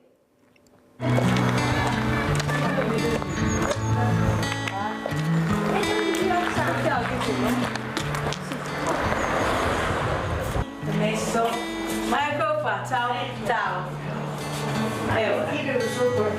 Sì? Ecco, solo tua mamma va a parlare col pollo, noi altri abbiamo pensato, dargli una mano a tua mamma, ho detto mamma mi ha detto che era l'aiuto, cosa, però l'aiuto io devo a tua mamma e dopo tua mamma decide cosa fare per questo problema qua. Poi parla bene, benissimo, ho a casa con tutto, ma non riesco ad aiutare i miei figli. Come c'è questa situazione? Contami ora, come mai è successo questo? È successo questo perché le ferie, perché vuole queste varie prima, non lo so, mi fuori che casa in calore di 6 mesi a casa deve stare la cuffa e la questa è solo un modo di dire un po' che ti ha fatto per la situazione che ti trovavi. E questa mi ha risposto semplicemente che siccome era 2 anni che non vedeva Sonora, cioè non aveva mai visto Sonora. Non avrà mai visto, a piccola non avrà mai visto Sonora. Finché non sistema la situazione, che si calma e si chiede tutto.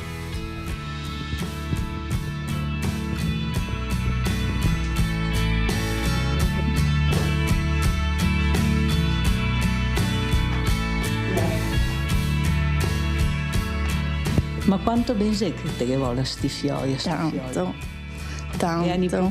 No, divento matta.